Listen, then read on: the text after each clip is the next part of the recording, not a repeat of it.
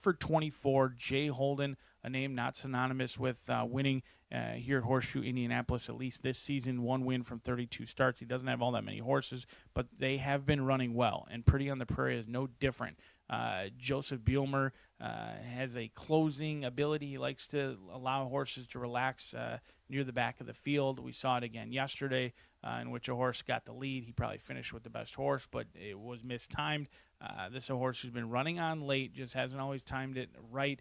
They finished second, they finished fourth last time out. They've been closing on the winner between the top of the lane and the wire each and every time. If they time it and they start asking for that run a little bit earlier, maybe they get a little bit more pace pressure up front, I think you could be looking at an upset alert down on the inside with Pretty on the Prairie. The 5 also deserves a look. Midnight Capper. I do like horses that are lightly raced on the turf, despite winless on the turf. Only 0 for 2 and did run a huge race on June 3rd. And then you've got Skippin' Justice, one of a few in here who's not only won but picked up plenty of paychecks on the turf. At 7 years old, looking for that elusive third victory in start number 38. Not a win machine by any means. However, as I talked about, Alex Achard on the turf, I'm going to use him. I think he's a big upgrade for Skippin' Justice and what could be a wide-open betting affair in here. The only horse I don't use is Spooky Ridge.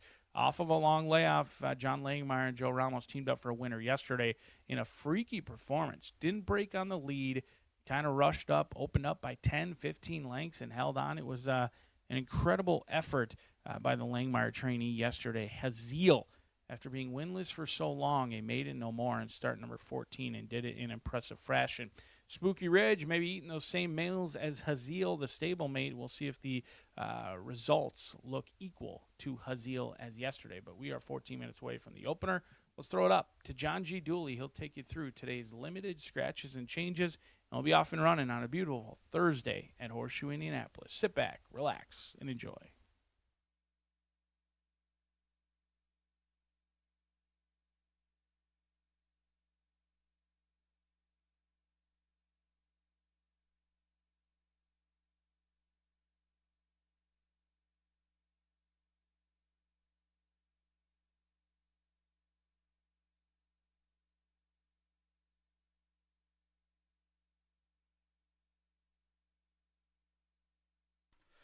Good afternoon from Horseshoe Indianapolis.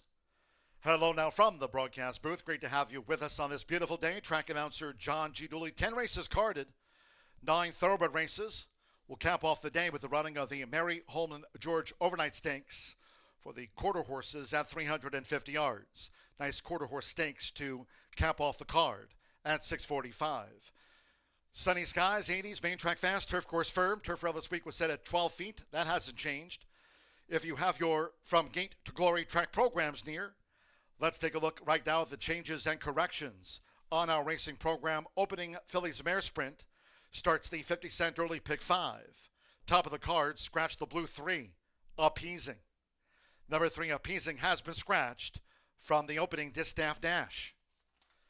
Race 2 daily starts the $1 early pick 4. Second race from the mile, take out the 2, Q's Top Notch. There's the scratch.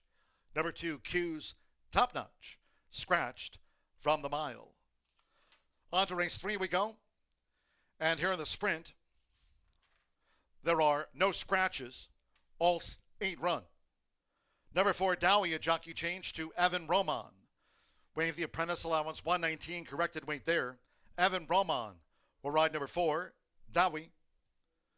The 1, Hostron Supreme. 1 pound over the program weight. Make the 1 plus 1 pound. And number 8, Ship Serve, is a reported first-time gelding. That designation, FTG. First-time gelding. Number 8, Ship Serve. All 8 start. On to the 4th we go. Another sprint on the day. Here in the 343. Scratch number 2, Mi Sargento. Number 2, Mi Sargento, is a sprint scratch, while number 8, Rockstar Justice, will carry 4 pounds over the program weight. Makes it there now 119, corrected in race 4. 5th of 10, first of those on the turf course to start the $1 Horseshoe Hat Trick Gold Turf Pick 3. Course firm, rail at 12 feet. And here, scratch the main track only entered, number 9, Get Even Kid. Course firm. Scratch the MTO number 9, Get Even Kid. Sixth race is a maiden fillies mare sprint. Starts the $1 late pick 4, daily presented by Itoba. Number 9, Higher Wish, has been scratched. Scratch number 9, Higher Wish, from race 6. Turning to the 7th. In the Turf Mile, scratch number 4, Penitent. 6, Winery. Take out the 9, Right On, Right On. Scratch the 12, No More Sense. 13, He's Late Again. MTO 14, Quality Mischief. And take out the other, main track only 15, Global Quote. Once again, scratch from the Turf Mile. Numbers 4, 6, 9, 12, through the number 15, all have been scratched. Number 3, Hot Days Ahead. There's a jockey change to Marcelino Pedrosa Jr. Marcelino Pedrosa Jr. will now partner number 3, Hot Days Ahead. Number 7, Executor, is a first-time gelding. FTG, the designation there. First-time gelding in the Turf Mile will be number 7, Executor. Number 11, Stolen Power, 1 pound over the program weight. It's now 119. In race 8, from the mile, scratch number 4, Creek. Number 4, Creek, has been scratched. No rider changes. 7, Load 'em Up Justice, 1 pound over the program weight in the mile. 9th race, Turf Sprint. And in the 9th, scratch the 3, Homie, and number 7, Surf City. Scratch the blue 3 and the 7. Once again, no rider changes. A couple of overweights reported.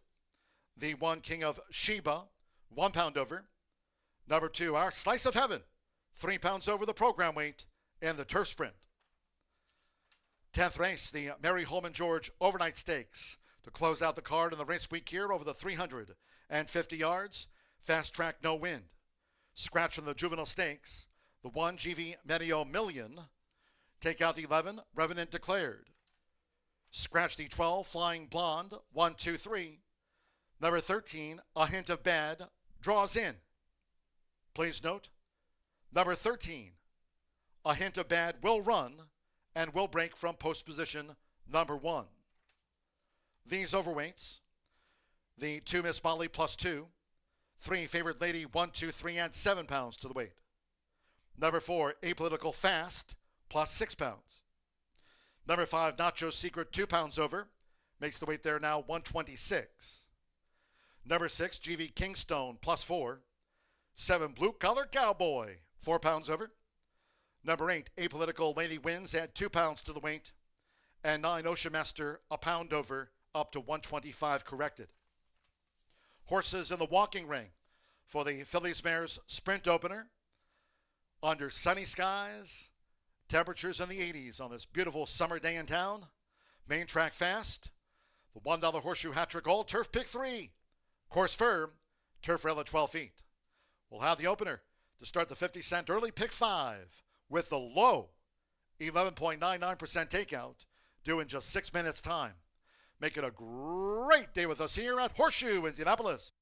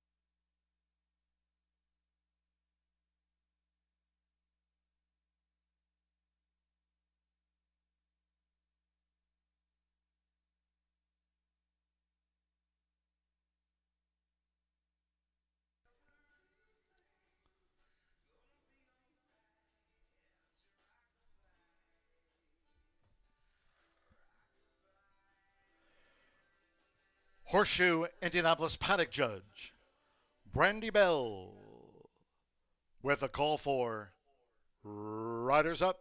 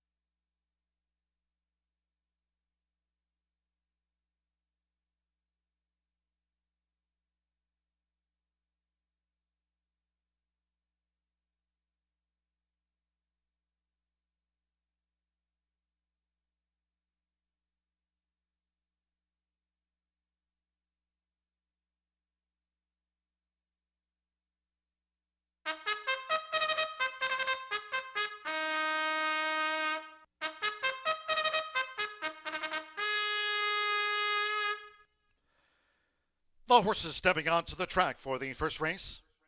Starting the card with a fillies mare sprint over the 6 furlongs, a field of 7. Number 3, Appeasing, has been scratched.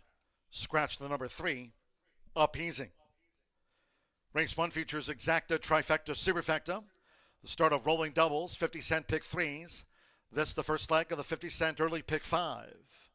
Low 11.99% takeout on the pick 5s here this season. Sunny 80s, fast and firm. Turf racing, portable rail up on the Caesars course at 12 feet. Get your wagers in. Drawing close to the fillies mare's sprint opener.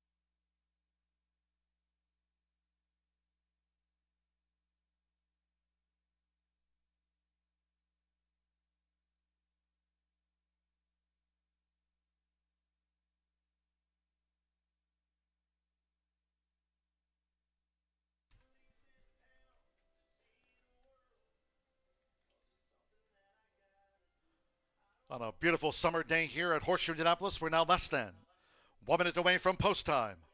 From the Phillies Mare Sprint starts the 50-cent early pick 5. There are the conditions.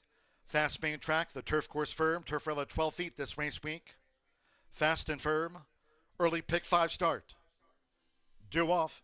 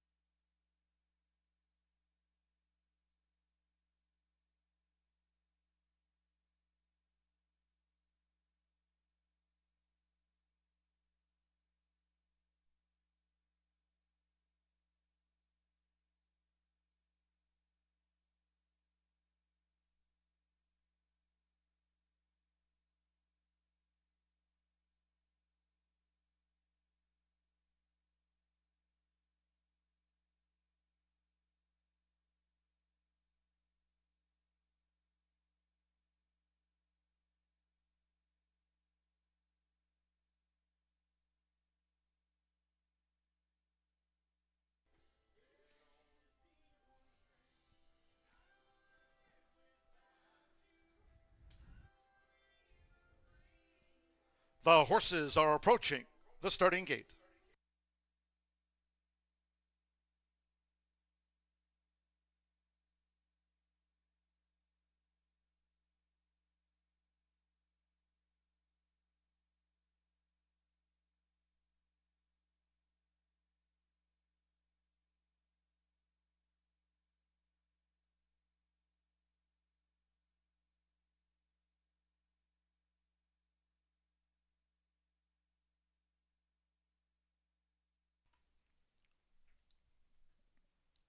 The horses have reached the starting gate.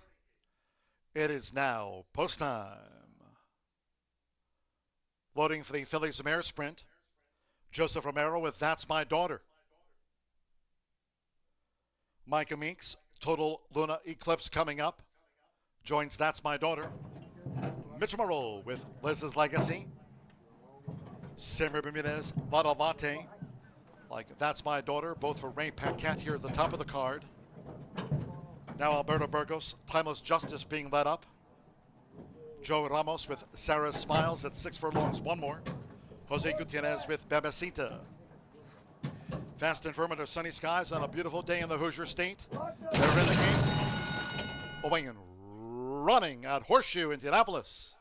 Sarah Smiles broke fast in company with Bebecita going for an early push. Here's Liz's Legacy, who moves up toward the inside, and Total Luna Eclipse right there in the hunt as they make this dash toward the half-mile pole, where Sarah Smiles is now the overall leader for Joe Ramos. Timeless Justice in between horses. Vada Latte is wide, and after a couple of furlongs, the gray That's My Daughter trails here in the Thursday opener. It's Sarah Smiles who spearheads them at 22-1, quarter 22.88 for the long odds leader. Sarah Smiles with inside 3 furlongs to go and leads here Bebecita by a length coming toward the quarter pole. Vada Latte gains on the outside of Liz's Legacy with the rail. Further back to Timeless Justice with Total Luna Eclipse, and That's My Daughter wide and last. These Phillies mares straighten away, and it's Bebecita trying to drive past Sarah Smiles. Liz's Legacy taking advantage of that gaping hole for Mitchell Morrow, and here she comes. Half mile 46.30. It's Liz's Legacy toward the inside, who's fought in front of Bebecita. They're close to home with Mitchell Morrow. Liz's Legacy lands it by a length and a half to Bebecita. Sarah Smiles third, and Vada Latte finished fourth.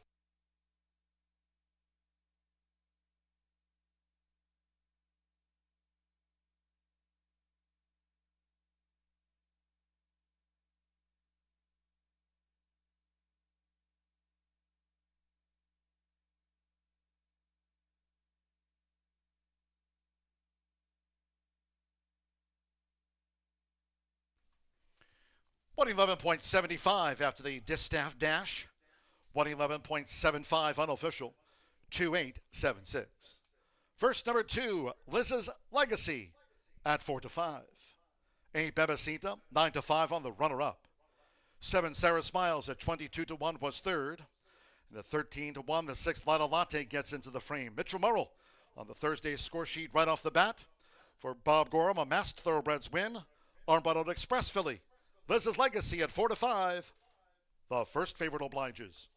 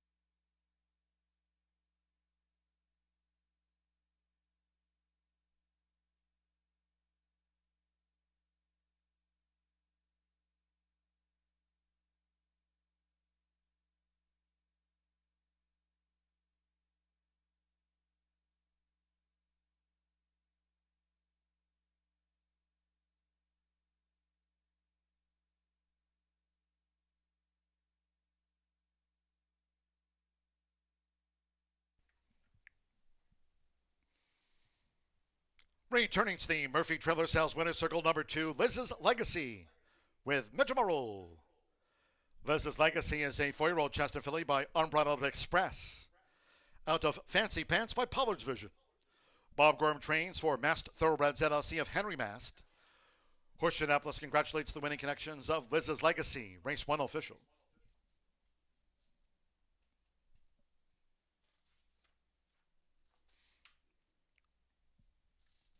First results in.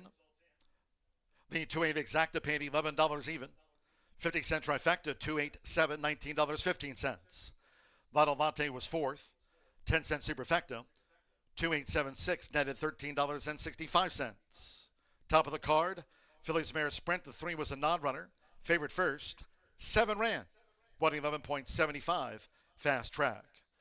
23 minutes away from race 2 of 10 on the day. Second race in the mile. Scratch number 2, Q's Top Notch. Number 2, Q's Top Notch has been scratched out of the mile. Exacta, trifecta, superfecta, double pick 3. Starts at the $1 early pick 4.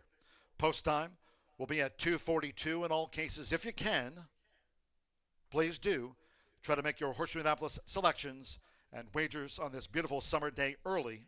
Thank you. Coming up in a moment, our first race replay of the Distaff Dash. Hope you had a bet on Liz's Legacy.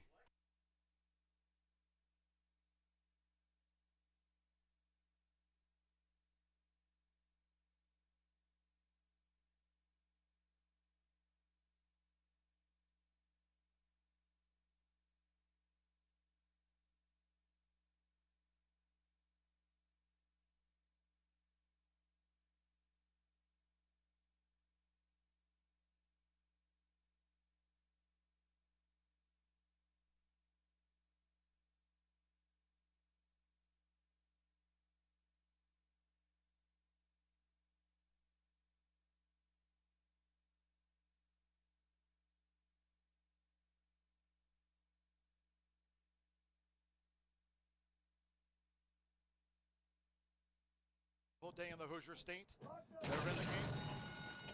Owing and running at Horseshoe Indianapolis. Sarah Smiles broke fast in company with Bebasita going for an early push. Here's Liz's Legacy, who moves up toward the inside, and Total Luna Eclipse right there in the hunt as they make this dash toward the half-mile pole, where Sarah Smiles is now the overall leader for Joe Ramos. Timeless Justice in between horses. Lotto Latte is wide, and after a couple of furlongs, the gray, That's My Daughter, trails here in the Thursday opener. It's Sarah Smiles who spearheads them at 22 to 1, quarter 22.88 for the long odds leader. Sarah Smiles with inside 3 furlongs to go and leads here Bebasita by a length coming toward the quarter pole. Lotto Latte gains on the outside of Liz's Legacy with the rail. Further back to Timeless Justice with Total Luna Eclipse, and That's My Daughter wide and last. These fillies mares straighten away, and it's Bebasita trying to drive past Sarah Smiles. Liz's Legacy taking advantage of that gaping hole for Mitchell Morrill, and here she comes. Half mile 46.30. It's Liz's Legacy toward the inside, who's fought in front of Bebasita. They're close to home with Mitchell Morrill. Liz's Legacy lands it by a length and a half to Bebasita. Sarah Smiles third, and Lotto Latte finished fourth. Full day in the hook.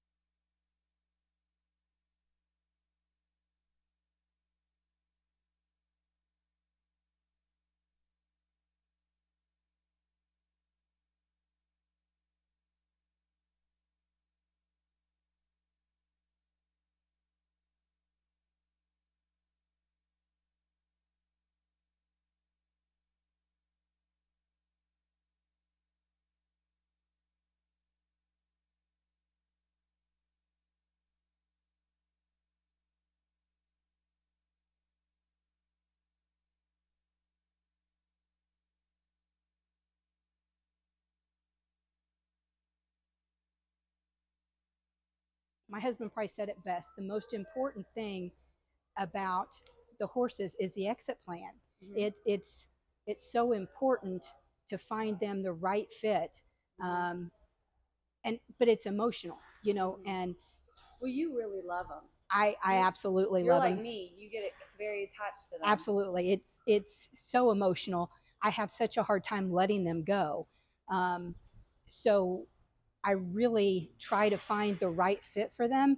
Um, and not everybody's a right fit. We go through 10 or 11 people before we find the right fit for the right horse. So how much time do you think you put into trying to find them a home that fits their personality? A whole lot longer than my husband wants. When they're done, he wants to find them a home ASAP, and 8 months for Hank. 8 months.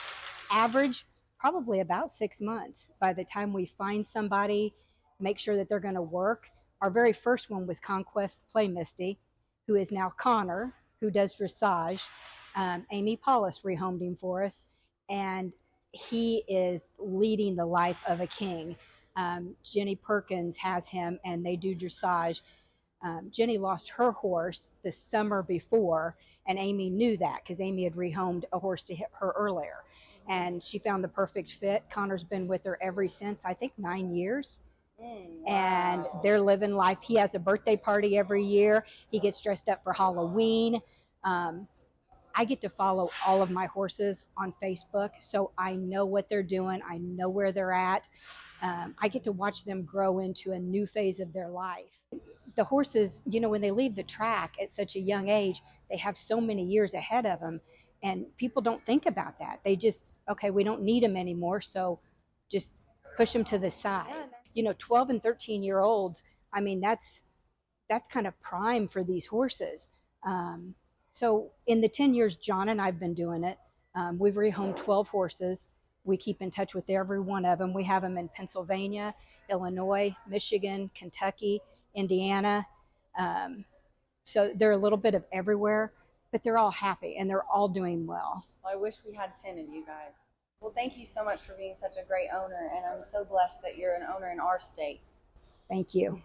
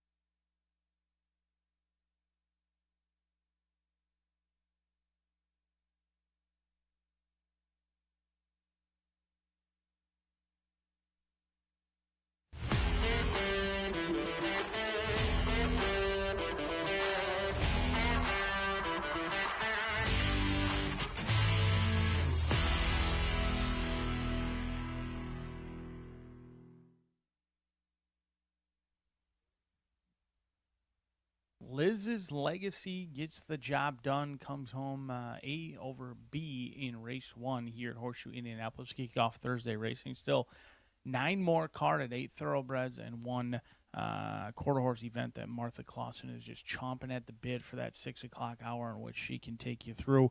Scratch number 2, Q's top notch out of this event, leaves us with a field of 6 set to go to the post a mile. Going to be the distance in here for 3-year-olds and up, all bred in the state of Indiana. State bred competition in here. I'm going to go to number 6, El Misciano. Looks like many of you are as well, but not currently favored. In fact, the second choice at this point in the wagering for Rancho Monarca, donning those silks here at Horseshoe Indianapolis. Santos Sanz are going to be calling the shots for Antonio Duran. This 5-year-old has 2 wins. Both of them did come around the local strip, but is winless and placeless thus far on the season. This is somewhat of a troubling trend, however, has a ton of class relief in play. Debuted for the 5-year-old seasonal campaign on May 25th at the allowance level. Went off at 22-1, was certainly in over their head against some very tough competitions in the likes of Face the Future, Texas Free, and Tail Gunner. And then went to $25,000 claiming level. Ran an improved effort, but still finished 5th in a 6-horse field against Neutron, who's somewhat of a win-happy guy at this stage of the season, but now in for $10,000. So it's a digressing class ladder for El Misciano. Now, his numbers are the fastest of the group. However, he just hasn't shown that real ability to close in at the higher levels. Now, maybe he'll close in at the $10,000 level. He is kind of a one-run late closer, which can pose challenges. He is somewhat pace-dependent, so he has certainly been running in the fastest races. I mean, you look at that first race of the season for him, May 25th. Granted, he was 8 lengths off of it, but 103.24.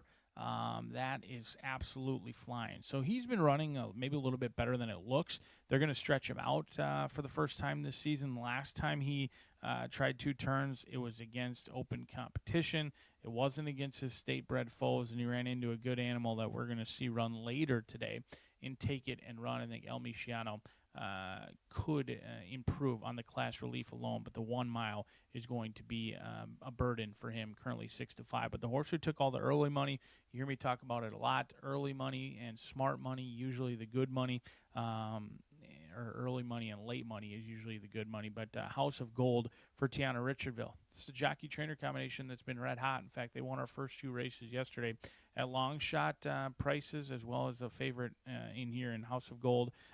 Could be going in the right direction. Tiana Richardville certainly is. She's racked up numerous stakes victories and handicap victories with Hot Middles this season, who has been in very, very good form for that Fillies and Mares division. And then House of Gold picked up a 2nd-place finish here on July 7th, just following Independence Day here at Horseshoe Indy, in which they were a little bit wide. They broke from the outside. They never really got an opportunity to tuck in. They did stay on evenly, but ultimately no one was ever catching Fervent Prayer, who's been in good form and actually ran very well, led a long ways in a big class jump yesterday. So that race could be live, and this is the horse who had the most amount of money at first click. But another horse who just kind of runs evenly, stays on, but is tested around 2 turns and has a win at this level. That's something that El Misciano cannot say for this distance. The 4 is Benny's Day. Winless at the distance, but Joe Davis can certainly train a horse to go a route of ground. This one has been trying to go a route of ground over the past 2 starts. Hasn't really gotten the lead. I think they're going to be prominent. I do think Alex Achard is going to put this horse on the front end. He did just that yesterday with Haziel, and it paid dividends going to the lead, playing Catch Me If You Can, a horse who I think wants to be near the lead. Achard knows this guy well, this 5-year-old good-looking gray who's getting hosed down on a hot day here at Horseshoe Indianapolis. Usually when Achard's been aboard, they try and be prominent early, push past late, 3rd start of the career cycle. You could argue they've been a little bit off of form recently. Contreras tried to hit a crack at this one off of a lengthy layoff, and then Fernando de la Cruz. Now they get back to Achard, who was his main rider last season, in which he picked up 2 victories from 9 starts. But he's got some work to do if he wants to do what he did as a 4-year-old. He made $23,000 last year in 9 starts. So far through 2, he's yet to hit the board, and he's banked just over $1,000. So he's got to start paying his way, paying some of those feeding bills and training bills for Jimenez Racing Stables. Benny's Day on the board at 7-2. A wide open betting board in here. This is an intriguing race, and here Not sure any of them really want to ultimately go a mile. We're going to see who can come home to score that final eighth of a mile. Should be an enticing one, as John G. Dooley, the wordsmith himself, he'll put the horses on the track, and then he'll get them out of the gate just 5 minutes away from race 2 with the shoe.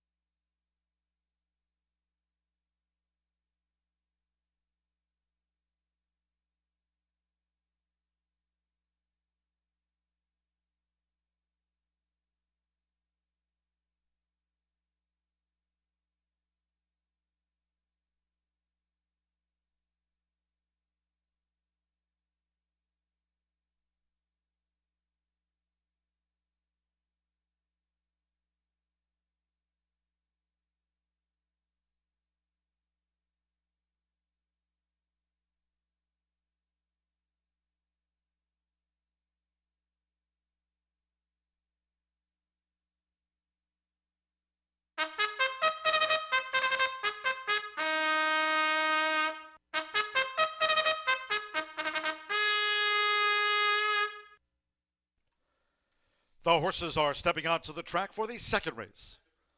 This race will be run over the mile. A field of 6.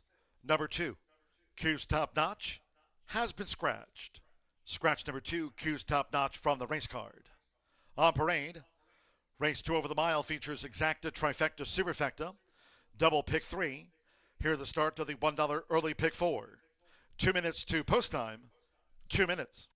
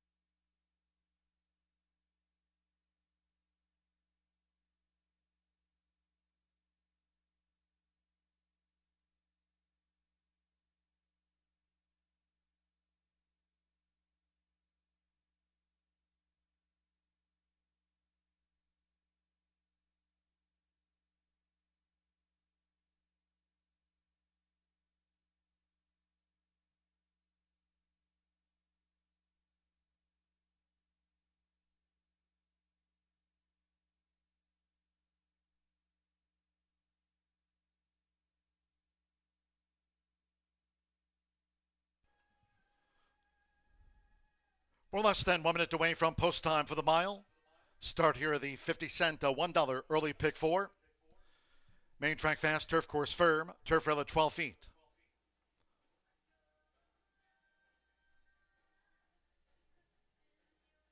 The horses are approaching the starting gate. Last call for the $1 early pick 4 today.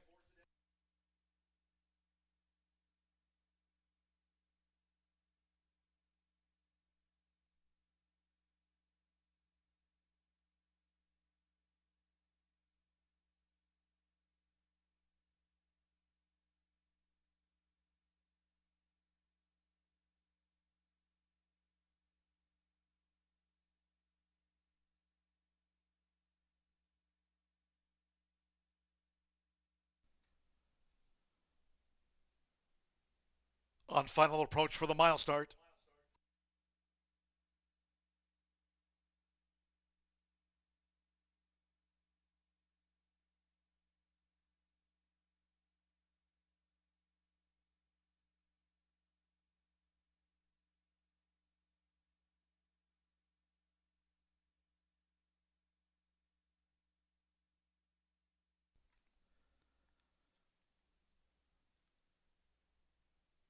Final moments to get your picks locked in for the $1 early pick 4 here at Horseshoe Indianapolis. The horses have reached the starting gate.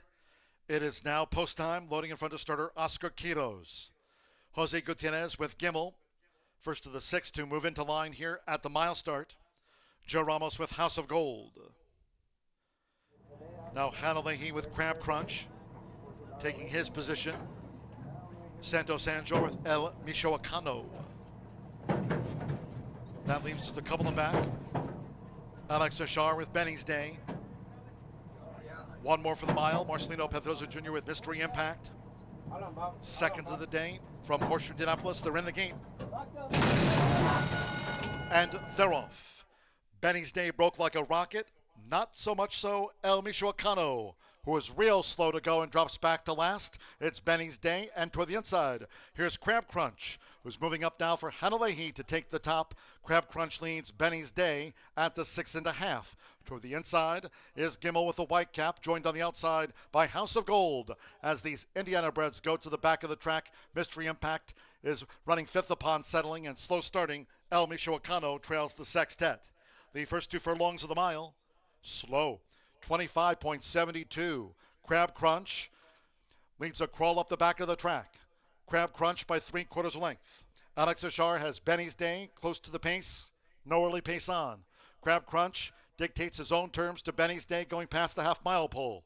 House of Gold, blue with the orange sleeves, making headway from third, but a slow pace on. Mystery Impact between horses. Gimmel looks to take closer order toward the rail, and El Michoacano trying to pick it up down from out of last. Half mile for Crab Crunch, 50.33. They round the far turn, and Benny's Day, the first to attack Crab Crunch, as El Michoacano, who is last from the gate, making steady headway on the far outside for Santo Sanjor. Right there, House of Gold, Mystery Impact, and Gimmel has dropped back to last. El Michoacano has swept past them all into the stretch. 3/4, 1 minute 14.48 seconds. El Michoacano in the final furlong is pouring it on and has raced away from Benny's Day. Gimmel toward the rail is battling on. Crab Crunch between horses. El Michoacano from the balcony to the front. 1 by 5 from Crab Crunch, who stayed on to run second in front of Gimmel. Benny's Day finished back in fourth.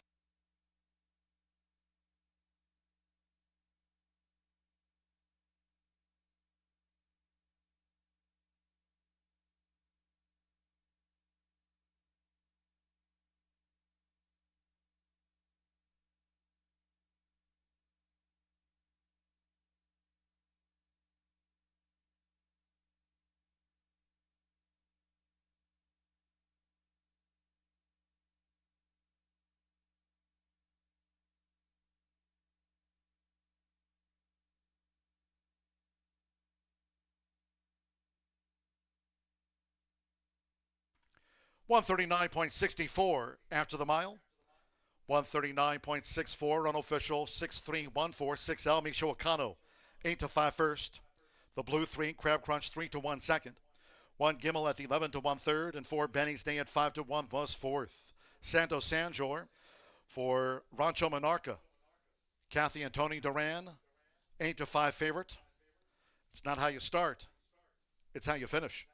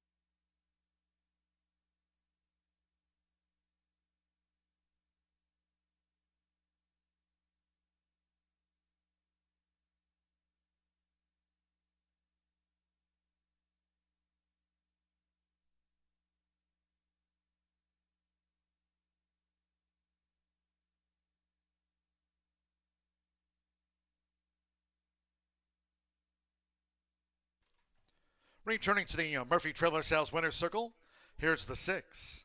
Last to first, El Michoacano is Santo Sanjor. El Michoacano is a 5-year-old bay gelding by Kozan. The first Samurai mare, Flor de Paraiso. For Rancho Monarca at LC of Kathy and trainer Tony Duran.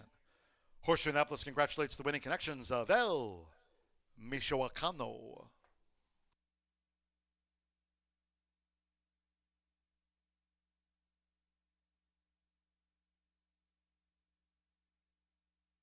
Race 2 official. 6-3 exacta paid $19.40. 50-cent trifecta 6-3 $26.05. 2 and 6 the opening double, a favorite sweep, $9.80. Benny's Day was fourth after the mile.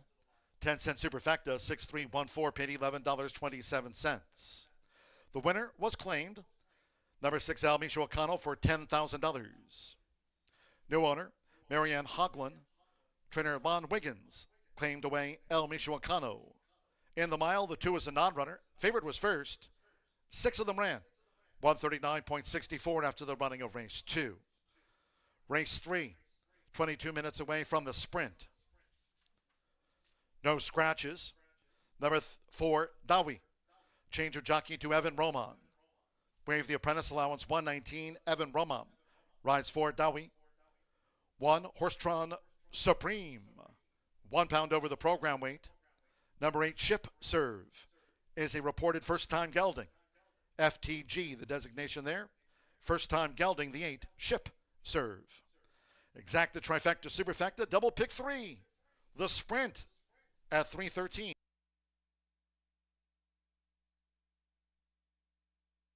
In the game. And they're off. Benny's Day broke like a rocket. Not so much so El Michoacano, who is real slow to go and drops back to last. It's Benny's Day, and toward the inside, here's Crab Crunch, who's moving up now for Hanalehi to take the top. Crab Crunch leads Benny's Day at the 6.5. Toward the inside is Gimmel with the white cap, joined on the outside by House of Gold. As these Indiana breds go to the back of the track, Mystery Impact is running fifth upon settling, and slow starting, El Michoacano trails the sextet. The first 2 furlongs of the mile, slow. 25.72. Crab Crunch leads a crawl up the back of the track. Crab Crunch by 3/4 length. Alex Ashar has Benny's Day close to the pace. No early pace on. Crab Crunch dictates his own terms to Benny's Day going past the half-mile pole. House of Gold, blue with the orange sleeves, making headway from third, but a slow pace on. Mystery Impact between horses. Gimmel looks to take closer order toward the rail, and El Michoacano trying to pick it up down from out of last. Half mile for Crab Crunch, 50.33. They round the far turn, and Benny's Day, the first to attack Crab Crunch, as El Michoacano, who is last from the gate, making steady headway on the far outside for Santo Sanjor. Right there, House of Gold, Mystery Impact, and Gimmel has dropped back to last. El Michoacano has swept past them all. Into the stretch. 3/4, 1 minute 14.48 seconds. El Michoacano in the final furlong is pouring it on and has raced away from Benny's Day. Gimmel toward the rail is battling on. Crab Crunch between horses. El Michoacano from the balcony to the front. 1 by 5 from Crab Crunch, who stayed on to run second in front of Gimmel. Benny's Day finished in the game.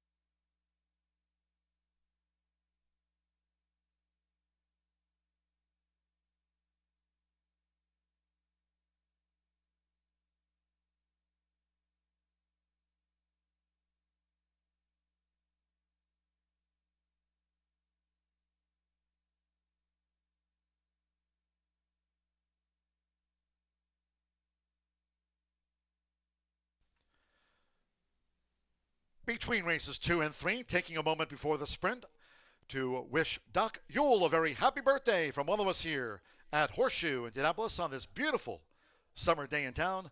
Wishing Doc Yule a very happy birthday from all of us here at Horseshoe Indianapolis. Great to have you with us today, and happy birthday, Doc Yule.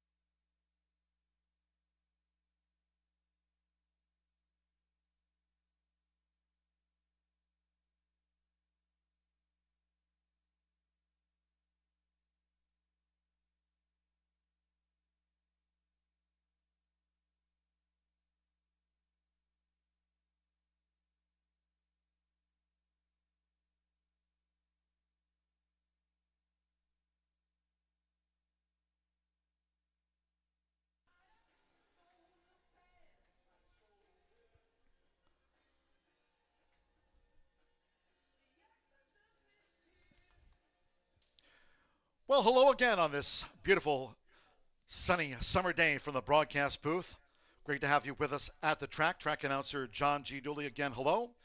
Well, we've had a couple of winning favorites so far on the card, which must mean Racing Rachel swept the early double on her free tip sheet, available for all of the First Floor Road TV. Today's edition of Dooley's Data, let's talk about some long odds winners here this season on Dooley's Data today. The highest $2 win payout. Again, today favorites have swept the double. So far this year was recorded on June 4th. That was on the fourth race when Mescat, ridden by Alexander Crispin, won here and paid $104 even.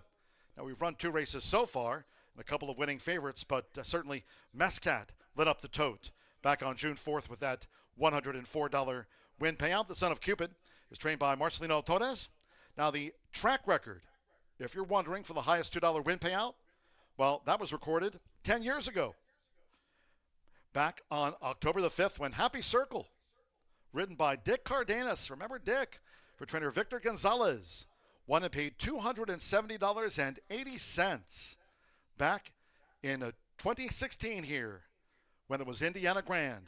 Happy Circle, the $270.80 winner a decade ago. And that today's edition of Dooley's Data.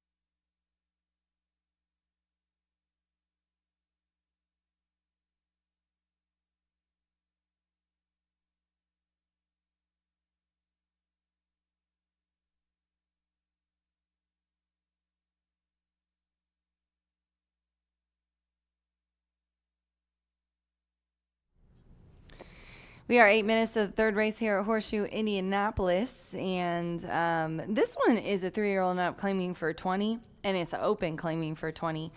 Kind of excited that we don't have any scratches in here. 8 horses in this field. The 4 is the 5-2 favorite, Dawi. Not shocked about that at all. I've been off. I've been the last few days, the last week we've been back, really. I've thought that I've had some nice shots and some nice horses that might be able to beat favorites, and then it's a $20 horse or a $45 horse. So it's been kind of tough.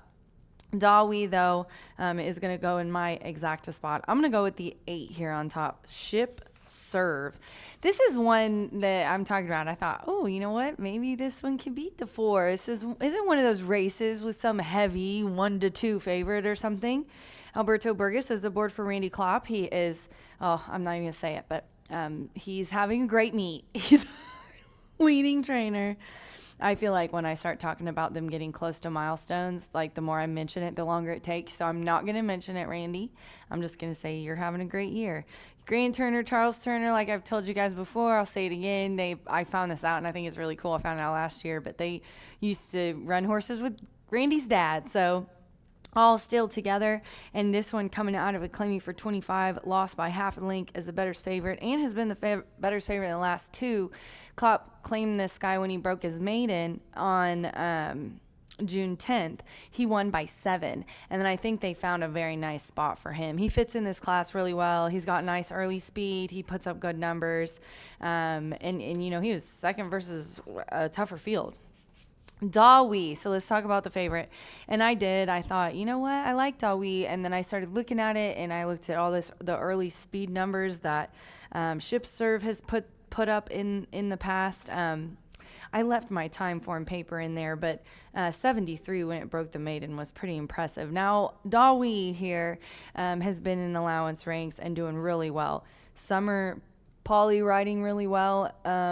Here, she's a high percentage jockey out of the days that she does grace us with her presence. 20% win clip, 53% in the money. Esteban Gordillo is the trainer. This is a 4-year-old gelding by Gormley. And really, Indiana Dirt, 13 of 14 lifetime starts. 4 of 4 wins have been here. A second place somewhere else, but 2/3. So only one of his horses in the money finishes have not been here at this track. This is a horse for the course. And obviously has nice speed numbers. 2 back put up a 78, which was one of the best ones he's had. And then I'm going to round it out with the 3, 5-2, and that is Long Strider. I cannot say enough about Amir Mendoza. He's just come here. Oh, Romans on the 4. Sorry, guys. I said Summer Polly, but I just got a text. Is Evans on the 4, my bad. And then on the 3, Amir Mendoza, text me, Craig, if I've got that wrong. Gennaro Garcia on this 2-year-old colt by Union Rags, who was in Kentucky at Ellison Churchill, broke the maiden in Kentucky on May 9th, and then ended up coming here on June 25th of this year and caught the slop sprinting. Gets a nice fast track today, and honestly, this horse has put up some nice work since that try. July 21st, that most recent bullet looks really good. So I've got 8, 4, 3 going postward in the third race. Ship Serve. Hoping Klopp can notch another one with Mr. Smiley. My boy, yep, there goes Evan. My boy Alberto on that 8 there. My top selection as they're about to head out of the paddock into the track. We'll send it to John for your third race. Good luck.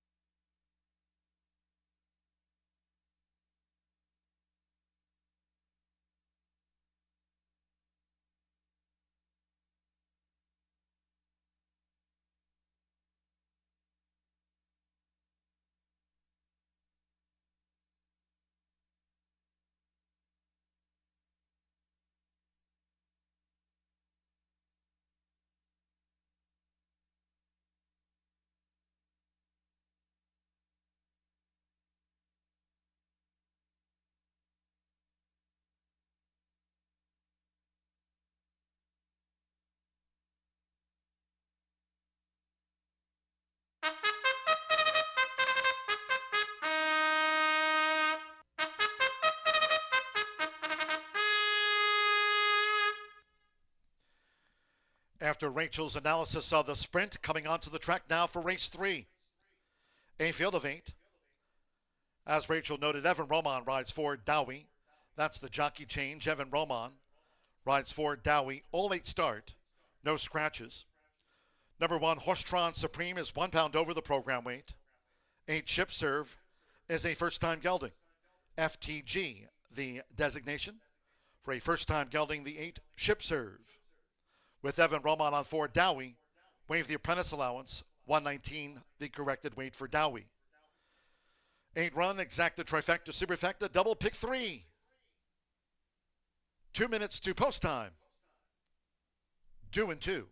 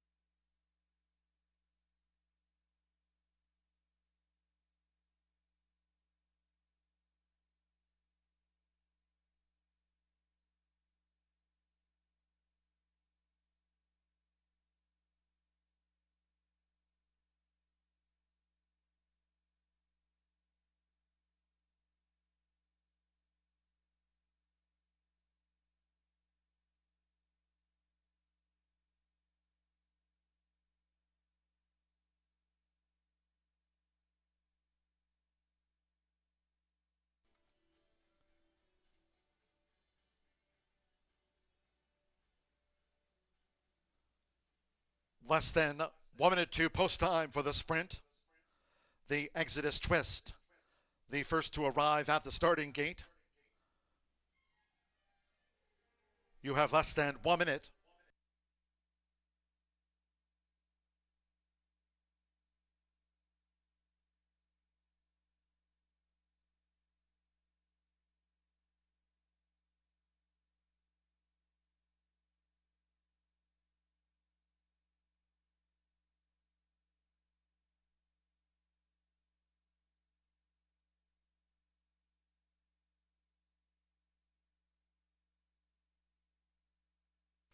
The horses are approaching the starting gate.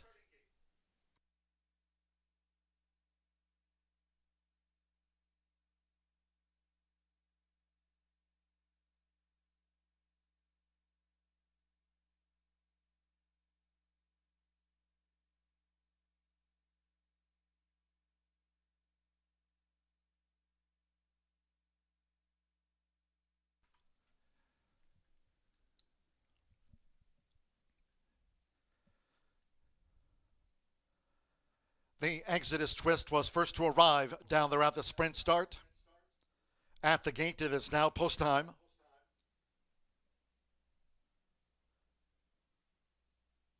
They're going in Alex Ashar with Horseshoe Supreme. Alexander Crispin with Judge Hernandez. Judge Hernandez, 4-time started on the banks of the Ohio River, has joined Horseshoe Supreme, loading up. Irving Moncada with the Exodus Twist. Joseph Romero, Dreaming Smart, drew post 6. All 8 run. Amir Mendoza with Long Strider.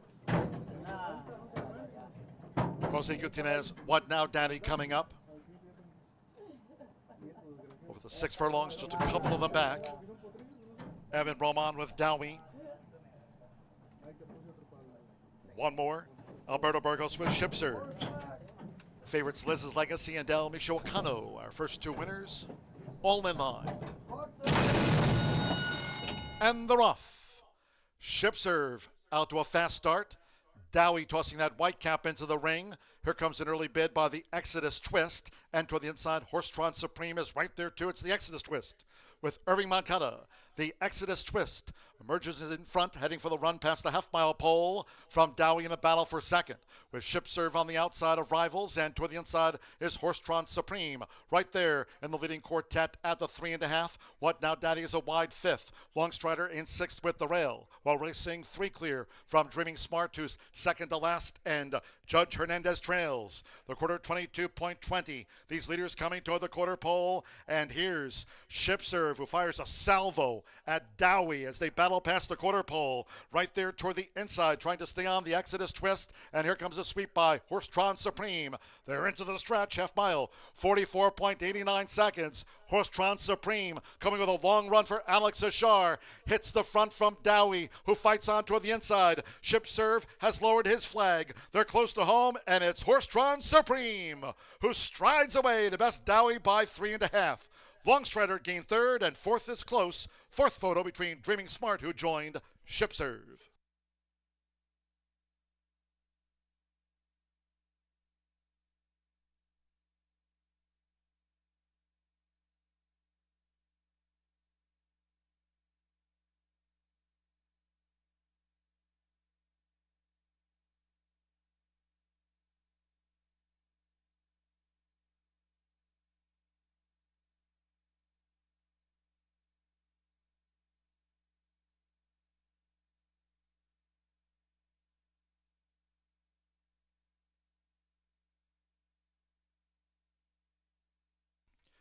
Won 10.14 after the dash. 1 minute 10.14 unofficial. 1:43 and a photo for 4th. 1. Horseshoe Supreme at 7-2 was first over 4th Dowie. 7-2 second Evan Roma. 3 Longstrider. 5-2 third Amir Mendoza, and 4th a photo. We trail back to What Now Daddy. The Exodus Twist led but dropped right away. So we'll stand by for the 4th, and that's up to number 8, Ship Serve. Was 4th. 1:43.8 Ship Serve 4th over Dreaming Smart 5th. So Horseshoe Supreme, Alex Ashar for Ethan West. A thorough crowd win, son of Cloud Computing. Horseshoe Supreme, last out at Colonial Downs. There in Virginia, a couple of days away from the million.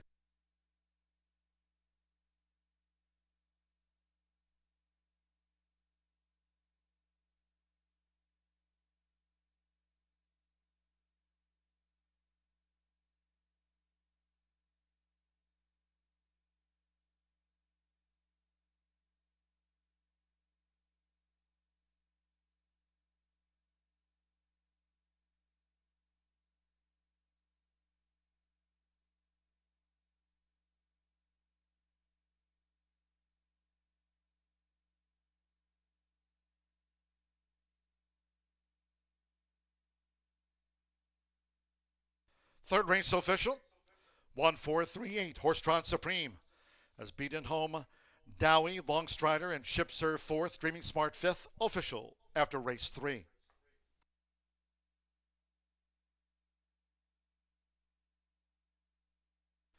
Returning to the Murphy Trailer Sales Winner's Circle, number 1, Horsetron Supreme. There's Alex Ashar. Horsetron Supreme is a 3-year-old dark bay or brown gelding by Cloud Computing. Out of the Fed Biz mare by High Dolphins. Ethan W. West trains for Philip Krohn's Thorough Crowd. Horseshoe Indianapolis congratulates the winning connections of Horsetron Supreme. Takes out his first run here at Horseshoe Indianapolis. Horsetron Supreme at 7-2 official. 1-4 exacta 41-20, 50-cent trifecta 1-4-3, 26-40, 6-1 double P 38-20. First pick 3 of the day, capped off by Horsetron Supreme. Return $13.15. Ship Serve was 4th in a photo. Dreaming Smart was 5th. 10-cent superfecta 1438, paid $13.07. 8 Ship Serve was claimed for $20,000, had a claim in. The son of midshipman, Ship Serve claimed.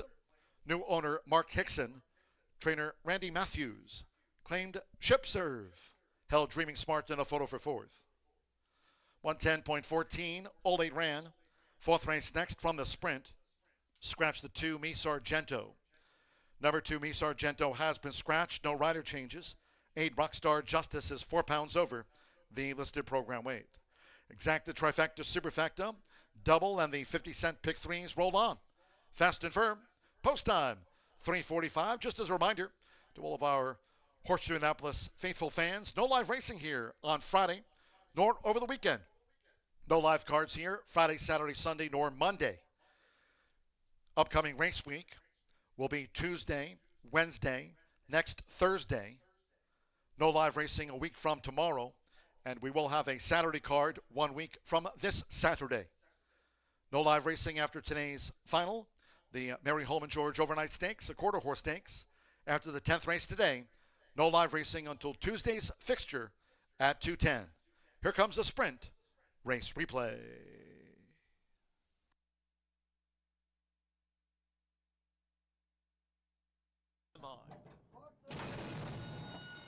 And they're off. Ship Serve out to a fast start.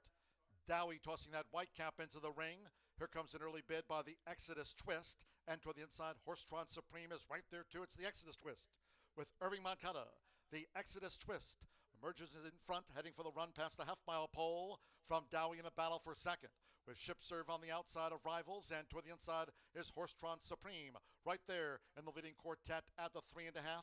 What Now Daddy is a wide 5th.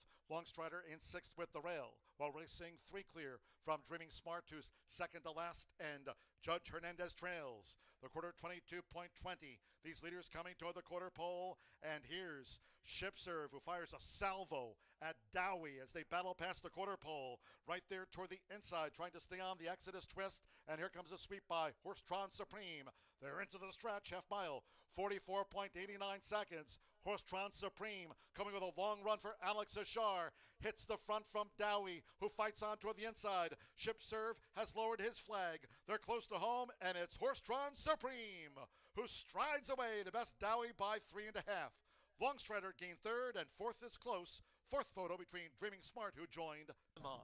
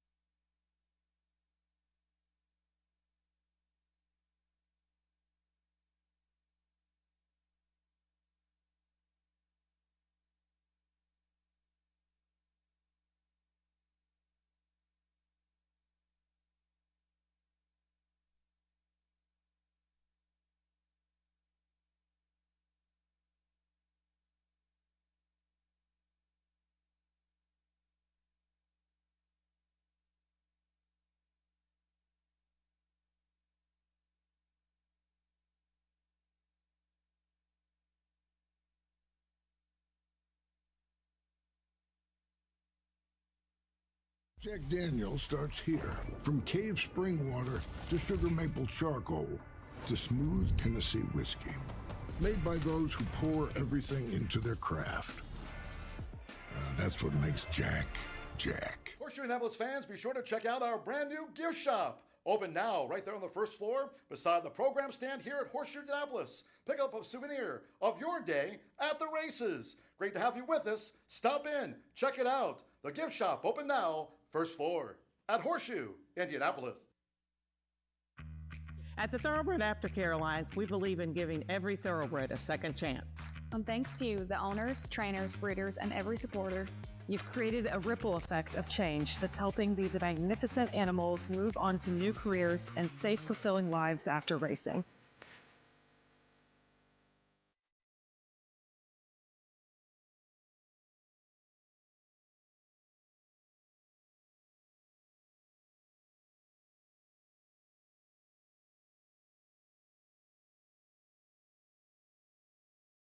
We're proud to say that our industry's dedication is making aftercare more accessible than ever.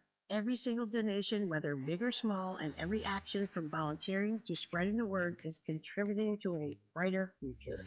It's because of your passion and commitment that thoroughbreds are thriving. But this race is just beginning. Like the final stretch where every stride counts, your ongoing support drives us forward. Because of you, we've gained incredible momentum and we're ready for more. let's keep going together. Thank you for every step you've helped us with so far. Every life changed is a shared victory.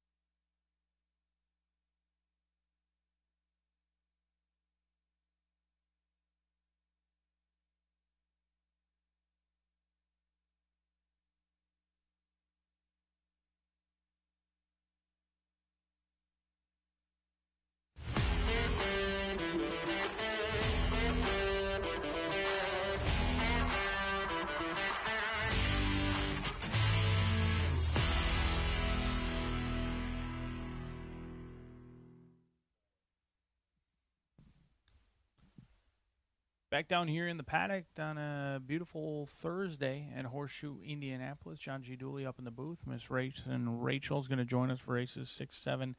And then we've got A.I. Allen for race number 9. So still plenty of racing action if you're looking for that late flyer 5.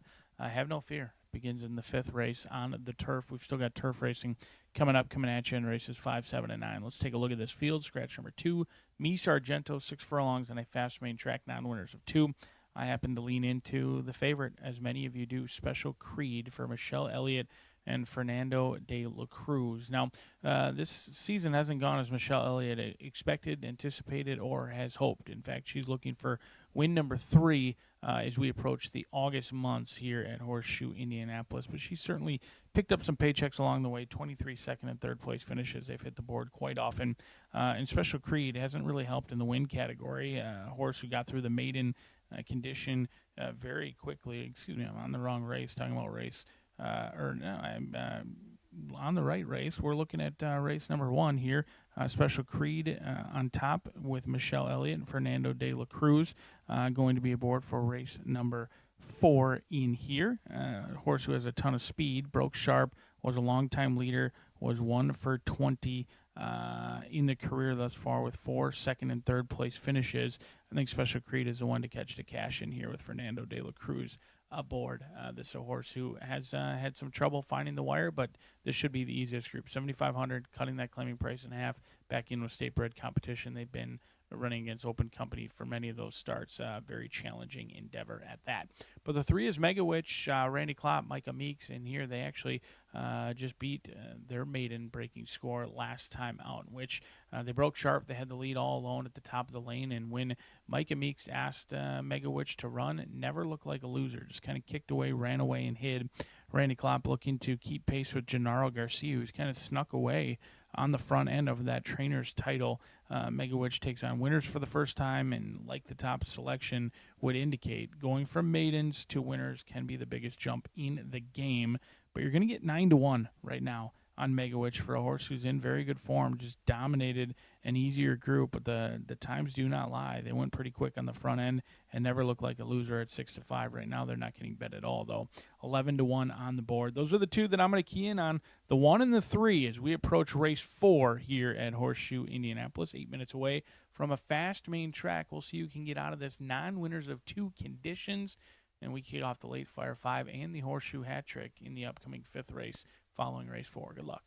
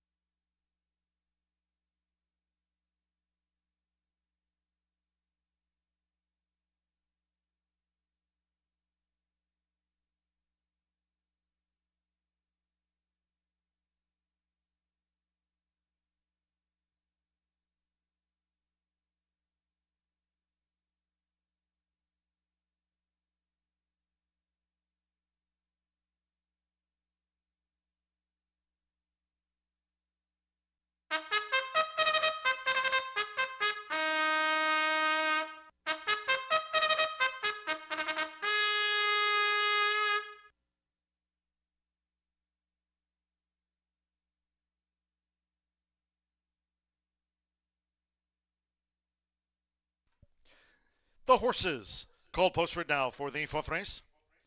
This sprint over the 6 furlongs, a field of 7. Number 2, Me Sargento, has been scratched. Scratch number 2, Me Sargento, from the race card. No rider changes.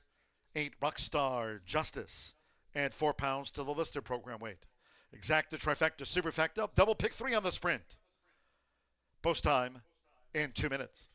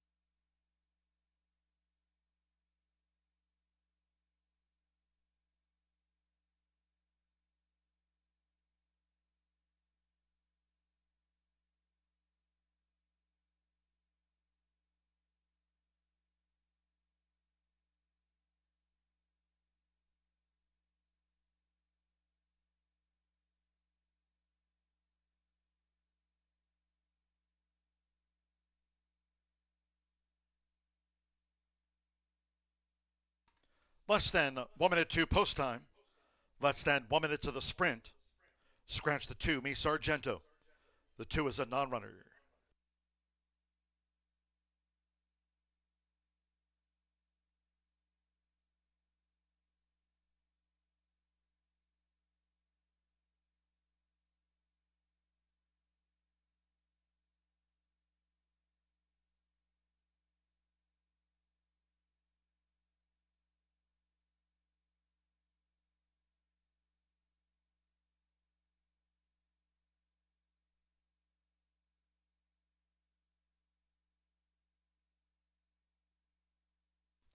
The horses are approaching the starting gate.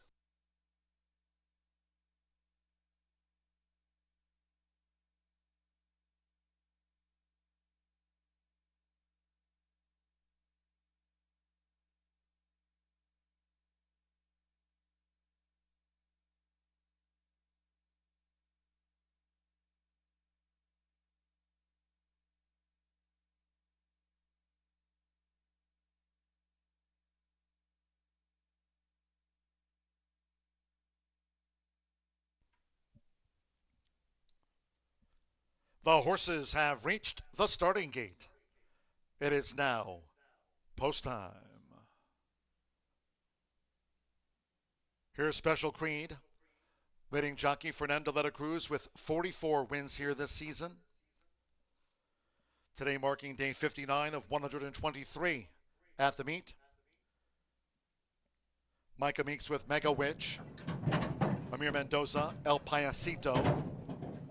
Hannah Leahy, Angel's Legacy coming up to take his position within the starting gate.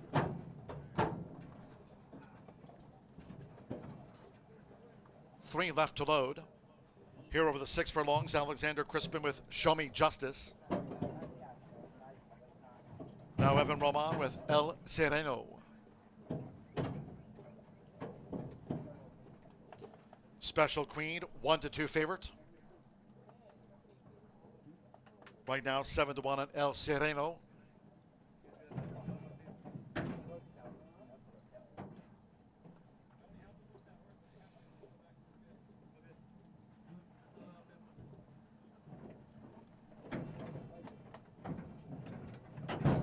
So stand by, one more. 18-1 Rockstar Justice would be a double for Alex Ashar. They're in the gate. They're off and sprinting. Off to an even start. Special Queen away well with El Payasito in the red cap. Angel's Legacy is right up there with Show Me Justice out running in 4th. Mega Witch is 5th for the run to the half-mile pole. Then toward the inside, El Sereno and wide. Rockstar Justice has dropped back to last with Fernando de la Cruz and the rail. It's Special Queen, the speed. Special Queen takes a 3-length lead into the far turn from El Payasito. The opening quarter in 22.12 seconds. Special Queen 1-5 at the off. Spearheads them around the far turn in front of El Payasito and Mega Witch. With Show Me Justice in 4th. Here's the quarter pole for Special Queen. Angel's Legacy is back in 5th. Special Queen has really stretched them out. Rockstar Justice and finally El Sereno. Special Queen spins them in.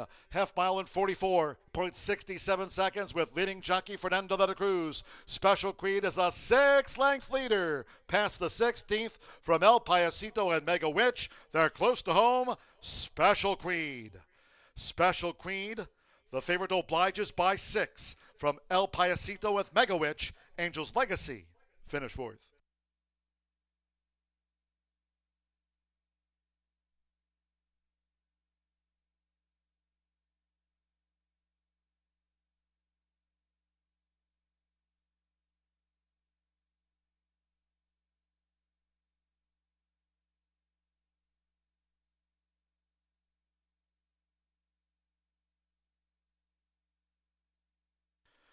.109.88 seconds after the running race 4 on official number 1, Special Queen at 1-5 first. The judges will examine a photo before posting the second and third. Special Queen, leading jockey Fernando de la Cruz. This is 45th of the meet. As noted, day 59 of 123. Season through November. Result of place photo, second at 9-1, the 6, El Payasito. The blue 3, Mega Witch at 6-1 third, and there's 7. Angel's Legacy at 50-1. 4th in front of El Sereno 5th. Show Me Justice a flattened out 6th. So 1-6-3-7, that's in frame, and there's Fernando de la Cruz. Another win here this meet. Michelle Elliott brings one up here for Larry Goodwin and Elliott Racing to the tune of 1-5.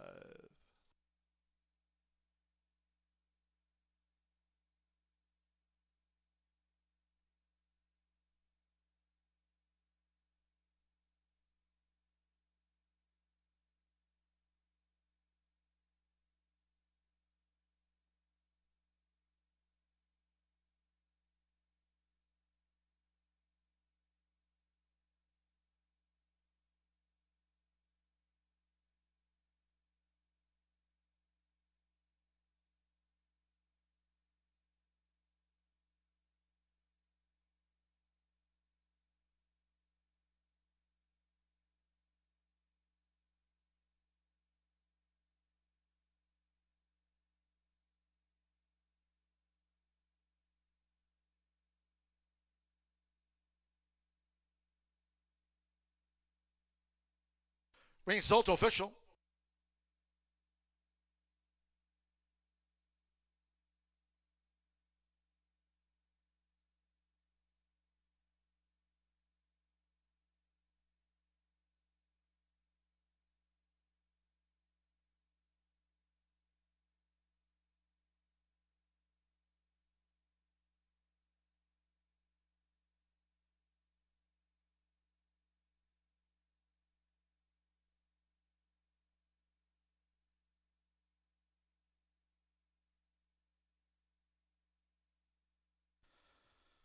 Returning to the Murphy Trailer Sales Winner's Circle, number 1, Special Queen, and leading jockey this season, Fernando de la Cruz, ringing up his 45th of the meet. Special Queen is a 4-year-old chestnut gelding by Jimmy Creed. And a special talent by Talent Search, racing for Larry Goodwin and Elliott Racing LLC of trainer Michelle Elliott. Horseshoe Indianapolis congratulates the winning connections. Special Queen on the class drop at 1-5 and was claimed.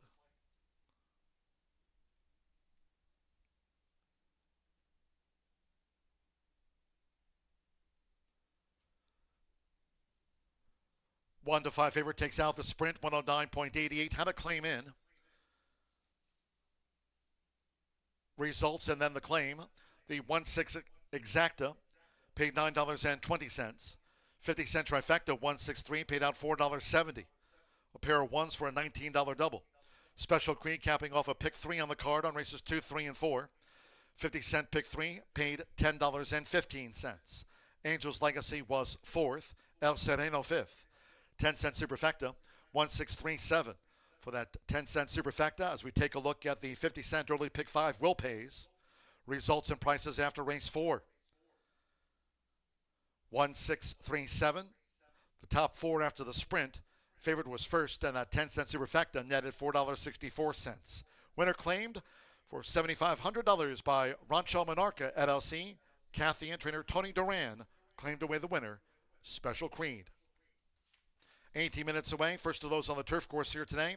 Sunny skies, beautiful one. 80s. Course firm, 12 feet out there on the Caesars course this race week. No live racing until Tuesday from 2:10. Fifth race turf. Scratch the main track, only entered 9. Get Even Kid. The MTO won't run on firm turf. Exacta trifecta superfecta. The start of another rolling double. 50-cent pick 3, races 5, 6, and 7. Start to the 50-cent late fire 5. Firm and fast. First leg of the $1 Horseshoe Hat Trick All Turf Pick 3 featured. Races 5, 7, and the 9th. The $1 Horseshoe Hat Trick All Turf Pick 3. It's featured on the card. Post time. We go to the turf at 4:14.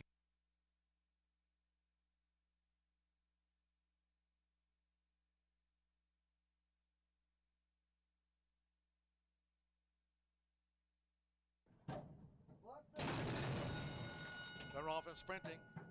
Off to an even start. Special Queen away well with El Payasito in the red cap.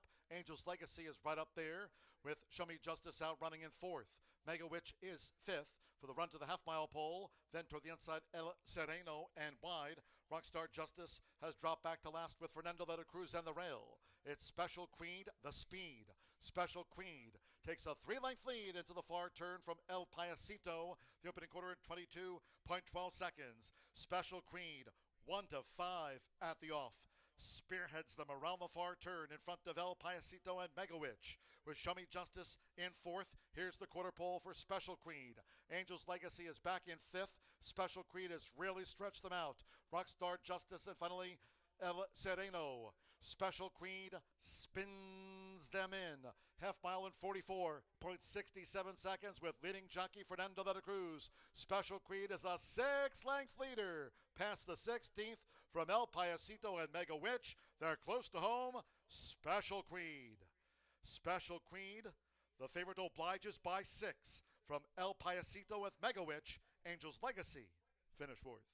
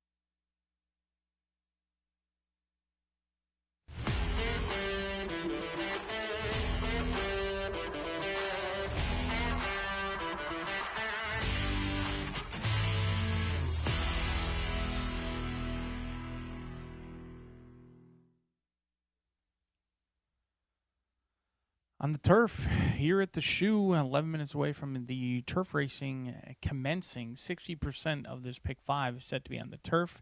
The Horseshoe hat trick also does begin as well, so you certainly don't want to miss that. But let's take a look at this field, a field of 8 set to go to the post. Do scratch your outside marker in both this race as well as the next one and Get Even Kid. And then in race number 6, scratch number 9, Higher Wish as well. So make note of those two changes in the upcoming daily double that we have. Mile and a 16th in here. State bred competition, all looking for to get out of the N2X level in this spot. Some of them have been in it for much longer than some of the others. Some of them are still winless winners of one race, some two. Let's take a look at this field.